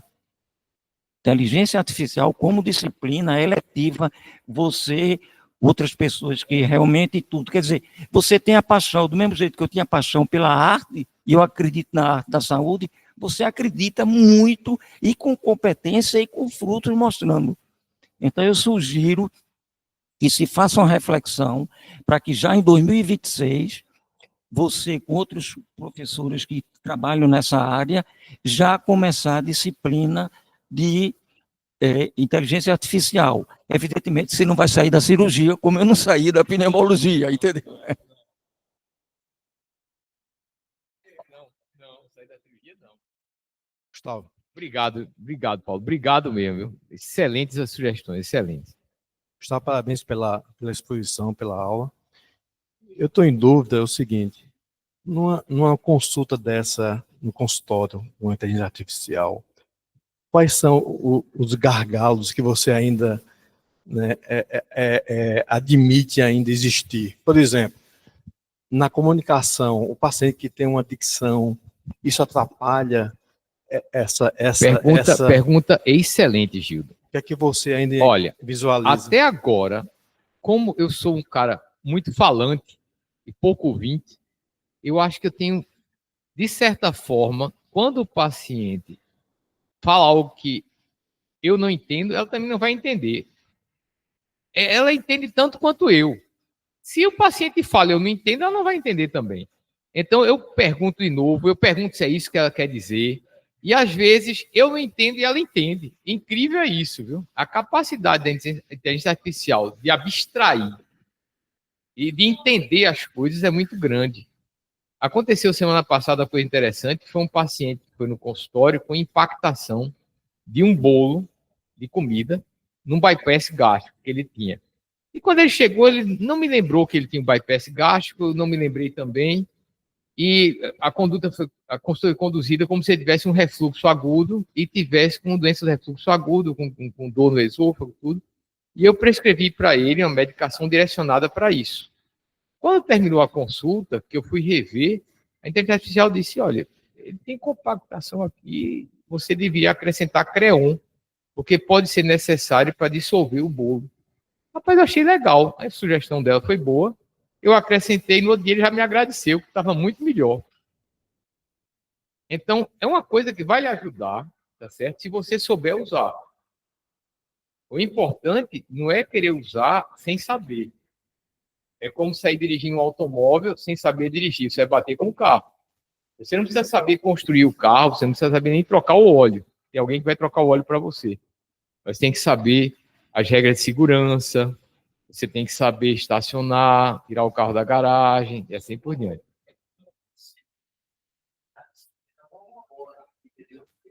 Eu vou quebrar a curiosidade de vocês, vou simular com a doutora Fernanda aqui, minha partner, já combinei com ela. Vamos lá. Você, como cirurgião, sabe conduzir uma conduta de cirurgia. Eu vou fazer uma consulta de cirurgia. Você vai simular que tem uma hérnia umbilical, tá certo? E uma hérnia umbilical pequena, não cirúrgica, menor do que 1 centímetro, que só incomoda de vez em quando, tá bom? Tá combinado? Vou colocar você como minha paciente, você ainda não é. Daqui, Fernanda Fernandes. É o mínimo de dados que eu preciso para começar uma consulta. Meu celular é 819 99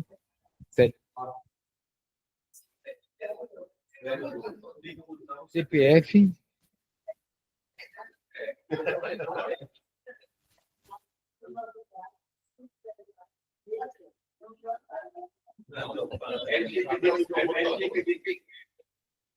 Aí vamos lá. Veja só, você é uma paciente nova, então eu não tenho cadastro seu, se eu pedir um resumo de seu prontuário não vou encontrar e assim por diante. Mas aí eu vou querer fazer alguma coisa para você. Eu não tenho como fazer resumo de prontuário, nem laudo, nem atestado, nada. Eu não tenho, você é nova. O que eu posso fazer é uma consulta de primeira vez. Então vamos começar uma consulta aqui, tá certo?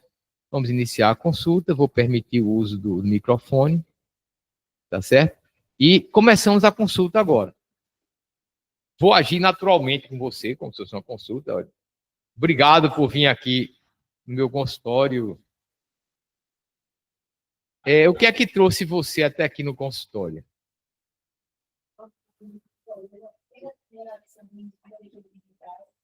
É?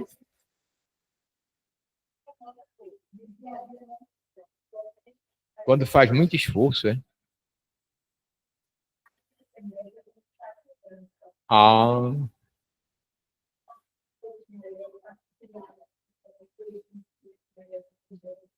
Quando você dança, incomoda.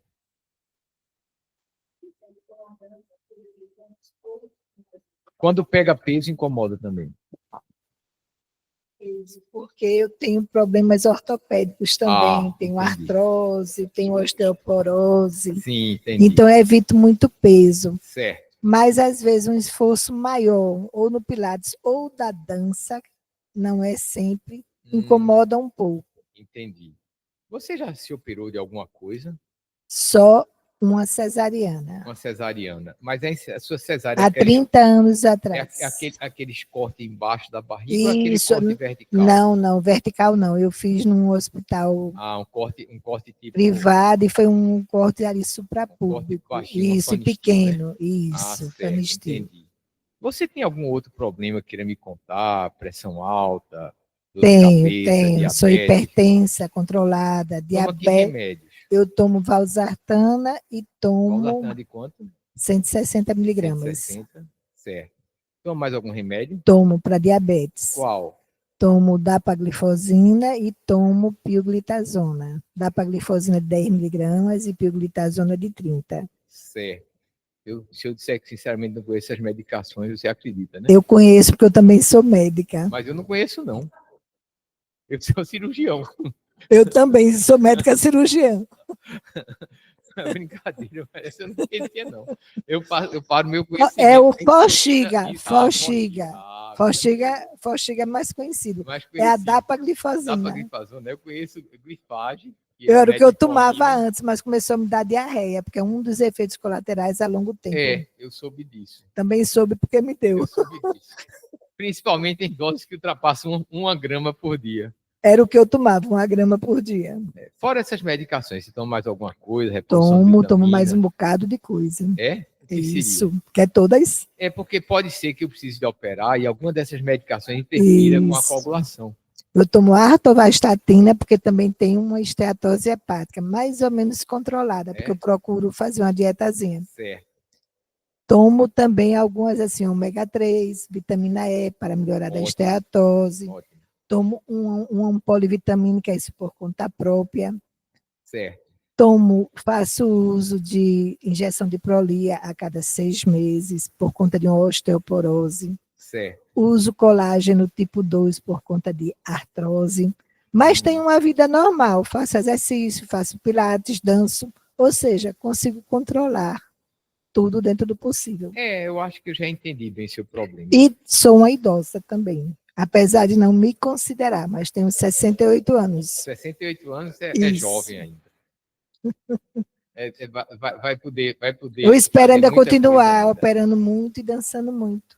Vamos fazer o seguinte, vamos partir para o exame físico, tá certo? Pois Vem não. aqui para a minha sala do lado, eu vou deitar você aqui, fique com a cabeça para esse lado daqui da cama, tá Ok. certo? Eu vou entrar para examinar você pelo lado direito. Tire o óculos, por favor. Estou tirando aqui o óculos. Aqui, estou vendo. Tá com as mucosas bem coradas, você tem as pupilas fotorreagentes. Bota a língua para fora para eu ver. Deixa eu ver aqui. Tá certo. Tudo bem por aqui na sua boca. Vou palpar aqui seu pescoço. Não, tireoide está bem, tranquilo. Então, vou partir direto para o exame do abdômen. Eu estou sem estetoscópio hoje mesmo, às vezes nem trago para cá, mas vamos para o abdômen. Abdômen flácido, simétrico, sem tumorações, bem depressível. Um pouquinho de gordurinha. Não, eu diria que é um abdômen com pouca gordura. Agora eu vejo um pouquinho de timpanismo aqui na região gástrica, tá certo? Talvez você tenha ficado nervosa com a consulta, engoliu um pouquinho de ar, não sei. Pode ter sido, eu já tenha falado muito. Às vezes. Dificilmente. Mas às vezes tem, porque às vezes eu como na hora que não devo, vou me deitar. Pode ser isso. Depois a gente, se precisar, vai investigar essa coisa. Por enquanto, não é nada muito importante, não quero investigar nada nessa direção. Estou palpando aqui as regiões inguinais sem nada, vou agora para a região do umbigo. Tem realmente uma pequena falha aponeurótica aqui na região do umbigo. Torce para eu ver uma coisa aqui. Tanto assim. Sim, pronto. Eu senti exatamente aqui. Uma falha em torno de 0,5 a 0,7. É uma falha realmente, se começar a te incomodar, eu vou precisar operar, tá certo? É uma cirurgia simples, feita com anestesia local, você vai para casa no mesmo dia, mas é uma coisa que eu vou deixar mesmo a seu encargo. Se você achar que está realmente me incomodando mais, eu vou te operar. Mas no momento eu não vejo nenhum risco para a tua saúde, uma hérnia muito pequena, e não estou vendo necessidade de operar nesse momento, mas caso você se incomode mais, volte que a gente vai te operar, tá certo? Ok, ótimo, porque eu realmente não estava querendo me operar agora, porque eu não estou querendo parar minhas atividades. Eu vim só porque, como alguém disse, olha, você está com a hérnia, eu disse, deixa eu dar uma olhadinha. Mas é bom, no momento realmente eu não estou querendo operar. Ah, que Então, bom. se por acaso aumentar ou começar a me incomodar alguma coisa, eu volto aqui ao senhor. Muita dança, é? Muita dança, me apresentei quarta-feira, mesmo? dancei, foi muito no teatro. Foi? E, infelizmente, Qual foi quase o ninguém foi me. Teatro Apolo, no centro do Recife, e é E as real. pessoas não foram? Não. Só foi Porque minha imagina, secretária, Ana Paula. Foi?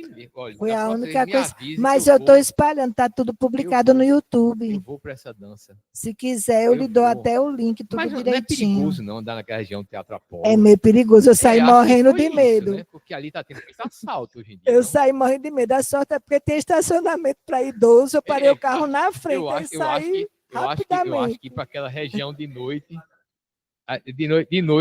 para aquela região, não é uma boa ideia, não, viu? Eu também não acho, não. Eu disse, da próxima vez eu não. O público estava menos pessoas, viu? Foi o que eu falei para o dono da escola, meu professor querido, eu disse, ó, da próxima vez aqui eu não danço mais, Olha, não. eu sugiro que para a saúde da senhora consiga um teatro melhor para a senhora. Eu também A senhora merece, acho. viu? Eu disse, da próxima vez só Santa Isabel em diante. Eu acho que é por aí. Santa Isabel é muito mais bonito, na centro da cidade. Isso, O eu Teatro disse, do Parque eu acho também. que se fosse no Santa Isabel e eu publicasse, o povo ia, mas lá Com no Teatro, certeza. Teatro no Santa Apolo. Isabel. Né? É. O problema do Jaime Scherbe é que não tem palco. O Jaime Aí Scherbe é é um teatro bom, difícil. teatro bom, Jaime Scherbe. Eu gosto. Jaime Scherbe Eu é um também teatro gosto, muito só é bom. ruim para a gente dançar, porque não tem espaço. Doutora, muito bom ter você aqui hoje. Muito obrigado pela sua Muito participação. obrigado também pela sua consulta e estou saindo muito satisfeita, porque não vou precisar operar agora. Não, por enquanto não. Posso encerrar a consulta, doutora? Pode encerrar. Até mais.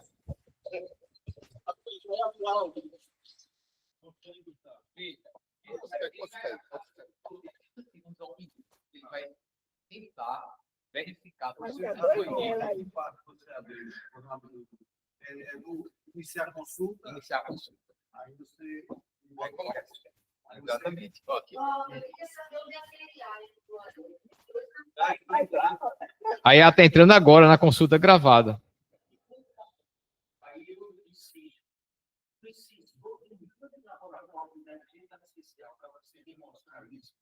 Então, a disciplina tem que começar agora em 2023.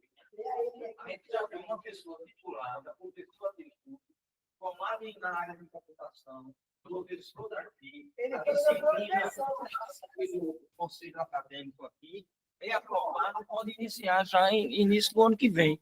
Interdata. Não, doutora, a senhora eu preciso explicar qual é o processo. Tá certo? O processo começou quando começou a ter o conteúdo, isso que você está pensando que não tem, já tem desde o ano passado. Primeiro ponto. Segundo ponto, para ter uma disciplina eletiva, é preciso que a coordenação do curso e o NDE, não é a diretoria, tá certo? Discuta isso que está em discussão. Quando se decide ter uma disciplina eletiva, ela passa no NDE, passa no colegiado do curso, e aí precisa vir para o CGA. Ok, quando vem para o CGA, tem que ir para a Câmara de Graduação da Prograde. E quando é aprovado lá, só pode começar 6 meses depois. Pronto, eu só estou lhe explicando como é o rito, que tem alunos aqui para entender. De todo jeito, meninos, esses conteúdos estão sendo pincelados tanto por professor Gustavo, como por professor Rômulo, já no curso. O que não tem é uma disciplina que não é para ser eletiva e nem é para ser como disciplina. Os conteúdos de inteligência artificial, segundo a diretriz curricular de 2025, eles têm que estar inseridos no currículo. Só que existem normas acadêmicas do MEC para a gente fazer isso. Não se cria uma disciplina eletiva agora para o semestre que vem. Não tem como, Paulo. E quando eu falei do Parque Tecnológico, é porque não é só IA, não. A gente precisa, porque tem muito mais do que só IA que esses meninos precisam ter. Epidemiologia, saber olhar um DataSUS, saber o que é um KINES, tá certo? Saber o que fazer, verificar prevalência, incidência, mortalidade Tudo isso, epidemiologia precisa ser dado. E a gente não tem, porque acabaram, quando eu entrei aqui em 14, não tinha mais Centro Tecnológico de Educação Médica, porque tinha um laboratório de informática, eu encontrei acabado, a gente pegou contingenciamento, pandemia, e agora é que a gente está retomando com esse governo do Estado, que não libera os dinheiros, e a gente está tentando ir por fora. O que eu estou lhe dizendo é que essa disciplina eletiva, por que você acha que foi colocado isso como uma palestra? Você criticou. Eu não estou criticando, eu estou dizendo que a empresa sucedeu. Honestamente, acho que você tem a interpretação duvidosa. Eu estou admitindo que a palestra Olha a consulta aqui. é excelente e que a gente pode aproveitar para fazer uma disciplina já o ano que vem. Exatamente. Agora, toda a parte do teatro é o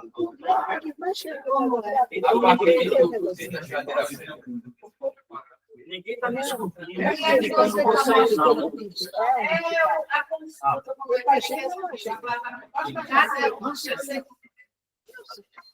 Ficou gravado tudo que você. Agora eu não editei ainda não, vou editar para salvar. Né?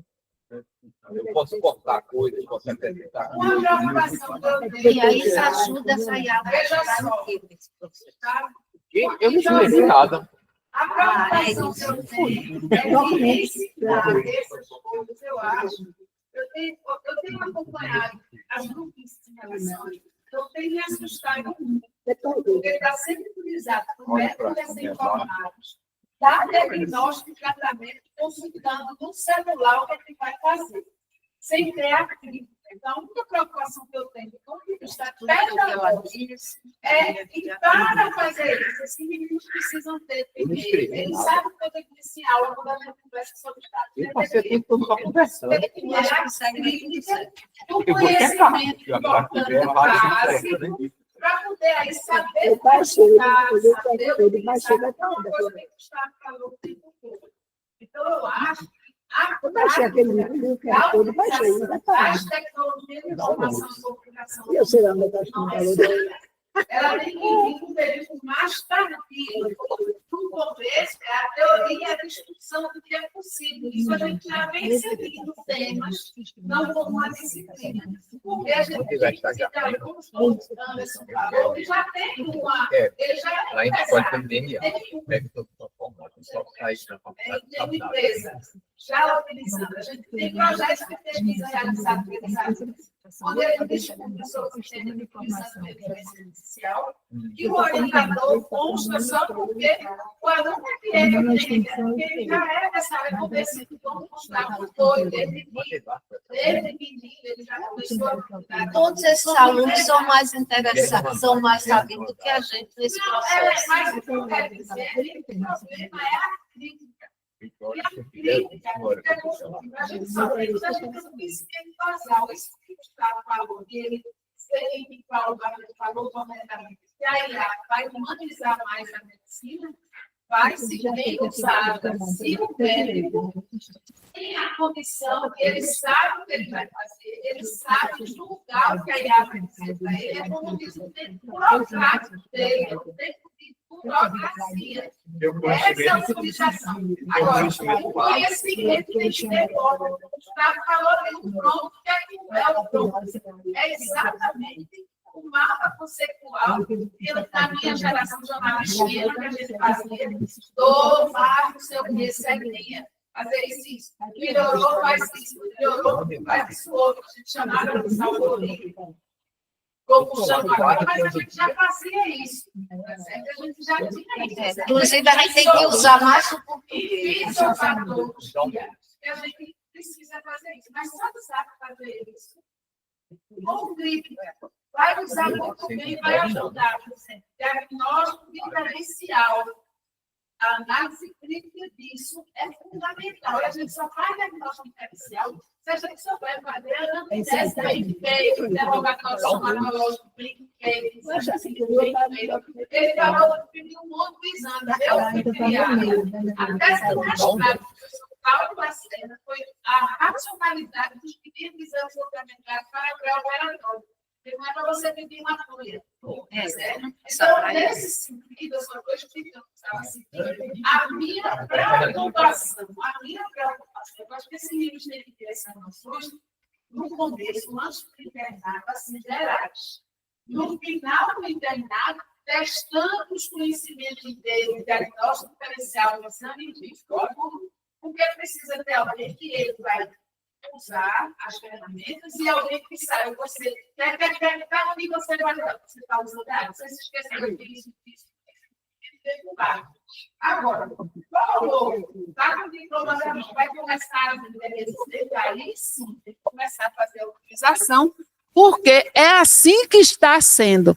Né? Então, é só uma preocupação, porque esses meninos usam, eu até dou, quando eu dou aula, por exemplo, História da Medicina, eu digo, vocês vão dar um chat GPT e eu também. Eu também vou fazer a mesma coisa. Então, veja, não é só dar um chat GPT. Vocês têm que ter a base, aí tem um monte de trabalho para eles lerem antes, vocês têm que ter uma fundamentação para saber perguntar, para pedir que ele gere as imagens e tudo, porque senão você vai alucinar, a IA vai alucinar você. Né? Então, nesse sentido, é só a preocupação que eu tenho, porque você sabe que já tem médico que sem estar ainda, apesar de médico não estar qualificado, que está usando de forma equivocada. Os alunos eles já estão dentro do currículo deles, no 7º período, quando estão começando a internar. Eu costumo... Já estão com a aula de Gustavo, de inteligência artificial, além de novas tecnologias, que são usadas na cirurgia, já tem essa aula da inteligência artificial na medicina, né? Porque é no curso de medicina. Então, já é o 2º semestre, né? Que já está... Ó, eu costumo dizer que uma faca de cozinha nem é boa, nem é ruim. Ela tanto serve para cortar sua salada, preparar um churrasco, como se você brigar com o vizinho, pode dar mal você brigar com o vizinho com a faca de cozinha. Então, você tem que saber o que ela é bom e o que ela é ruim, a faca de cozinha. Mesma coisa a inteligência artificial, é uma faca de cozinha. Você pode usar para o bem ou para o mal. E se você usar para o bem e souber usar bem, você vai se dar muito bem. Você vai fazer boa comida, você vai fazer boa salada, ver tudo. Se você usar para o mal, pode dar realmente muito mal. Pronto. Não sei se você percebeu. Se eu não tivesse conduzido uma boa consulta, quando ela ia gerar esse tipo de anamnese aqui? Dá uma olhada. Veja o tipo de anamnese que ela gerou. O nível de detalhamento. Se eu não pergunto... Agora vocês vejam que eu, na metade, esqueci de perguntar algumas medicações. Perguntei depois, mas ela juntou tudo num lugar só.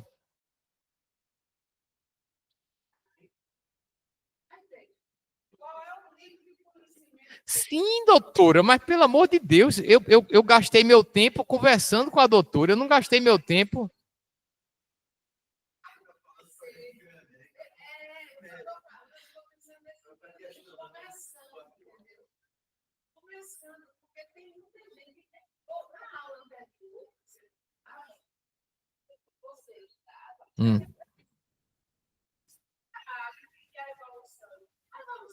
Sim, sim. Não tem mais. Quantos dias de internação que a gente não botava? Sim. Quinto DIH, quinto dia de internação hospitalar. Sim. 8º D de cefalosporina mais gentamicina. Aí vem evolução das últimas 12 horas. Débito urinário, XML por quilo hora. Eu sou pediatra, era assim. Sonda nasogástrica, tanta, balanço hídrico. Aí depois vinha sinais vitais, pressão mantida, temperatura mantida. Não tem mais isso. No plantão eletrônico? Tem, mas de um jeito que não é organizado, ao ponto que o próprio professor Diego disse que quando ele faz a visita, que ele pergunta quanto tempo está tomando de Meronem? Ah, não sei, vão olhar para contar, em vez de estar escrito. Isso a gente aprendeu assim, não foi assim? A gente aprendeu, isso era a primeira coisa que tinha no cabeçalho da evolução. Está lá a data de hoje, 31 de 10 de 2025, aí começava tanto dia de internamento, para depois você escrever sumariamente o que você encontrou. Aí o pessoal paciente estável, conduta mantida, paciente estável, não é assim?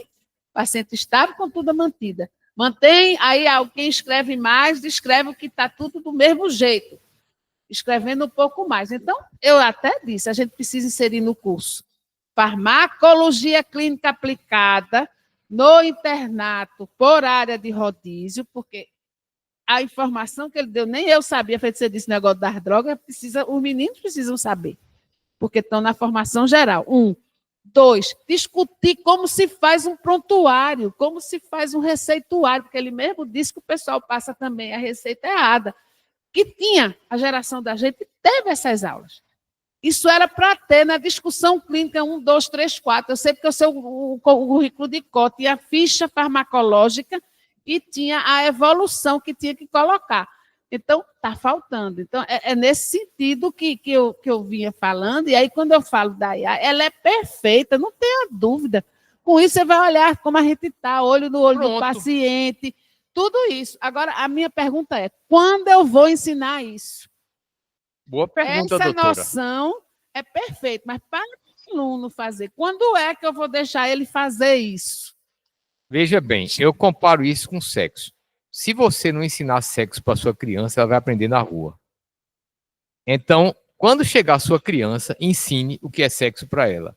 No primeiro período, logo. Não vá colocar para ela praticar sexo. Mas ela vai ter que saber o que é e como funciona. A mesma coisa, saber o que é essa E aula como que você funciona. já dá. E como Tá certo. funciona. Isso está certo. Mas agora, praticar sexo não. quando ela estiver apta, no 5º ano, no 6º ano. Pronto. Isso. Aí está falando a mesma coisa. Eu acho que o exemplo foi mais ou menos... Está falando a mesma coisa. Ficou, ele me mostrou aqui. Aliás, é o seu. É o seu. É o nosso. É. Veja a sua consulta, doutora. Veja. Veja a sua consulta.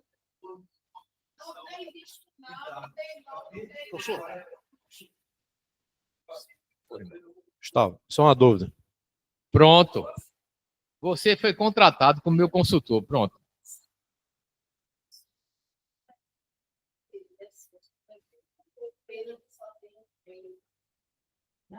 Não, não. Deixa eu dizer que eu estou impressionado. Não, ainda tem 30 pessoas logadas na discussão. Geralmente, termina a aula, o pessoal vai embora com medo.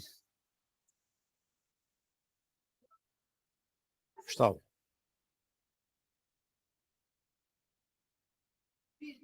Nesse seu programa aí no consultório, então você termina o exame físico, a anamnese, exame físico. Aí aparecem as hipóteses diagnósticas. Deixa eu te mostrar. E conduta também. Sim, deixa eu lhe mostrar aqui. Veja só, ele organizou toda a conversa. É por isso que a gente provocou. Aqui, ó. TPD, HDA, tá certificando tudo, assessorando, relata a condição de desconforto. Aí vem os medicamentos em uso, de um por um. O que a notícia de escolarina informada, uso pregresso de metformina, antecedentes de hipertensão, diabetes, osteoporose, exame físico, não, exame geral, cabeça, pescoço, abdômen, ao estudo realizado, médico sem estetoscópio, aqui, ó, palpação, diagnóstico endocrinal, comorbidades, conduta anotada no expectante para endocrinal, paciente orientado sobre ela, mas nada ele inventou. Agora eu não escrevi nada. Agora eu posso escrever agora. Agora eu posso editar. Pronto. Pegar a conduta que você falou,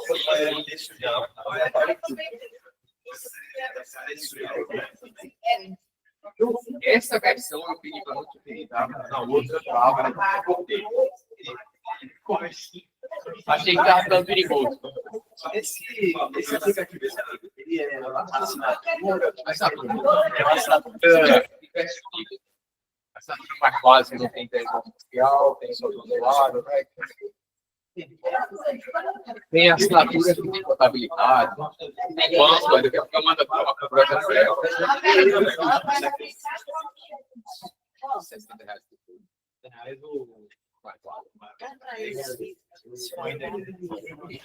Não autoriza a gravação do áudio.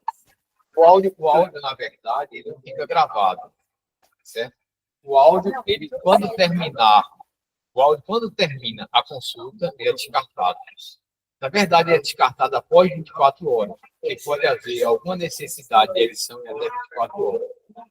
Mas o áudio é uma coisa interna do sistema. Ele não é algo que possa ser enviado para outra pessoa. Nem para o próprio paciente ele pode ser enviado. Ele não existe esse áudio. Ele foi usado para gerar a consulta e ele é descartado. E fica no prontuário do paciente, que é a consulta que você editou no final. Então, por isso que ele é completamente mais independente. Eu queria ter você gostou. Você já é um cara. Peraí, eu volto para cá. Diga. Eu volto para cá. Deixa eu pegar a sua parte. Eles também estão agora para decidir médico. Eles só vão guardar 4 horas. Ele pode editar, após terminar 24 horas, ele vai guardar. Até para não ele poderia ser guardado, mas ele vai fazer ligação. E a gente ia evitar o máximo a trilha. Porque não dá uma pessoa não. É que escala aqui de baixo. Eles são protegidos, que os pacientes falam. Tem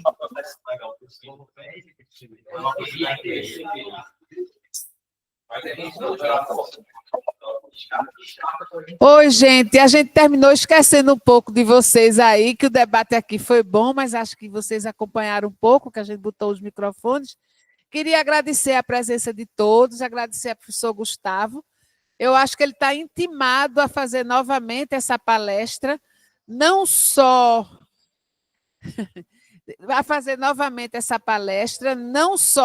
para os alunos, mas acho que para os professores, professor Gustavo, pelo que a gente viu a reação aqui, eu acho que a gente precisa combinar, numa ação de desenvolvimento docente, também ter essa aula para os professores, tá certo? E agradecer a todos, desejar que meio-dia, todo mundo vai almoçar agora, tá bom? Muito obrigada, está encerrada as mesas redondas da manhã da nossa semana universitária. Obrigada.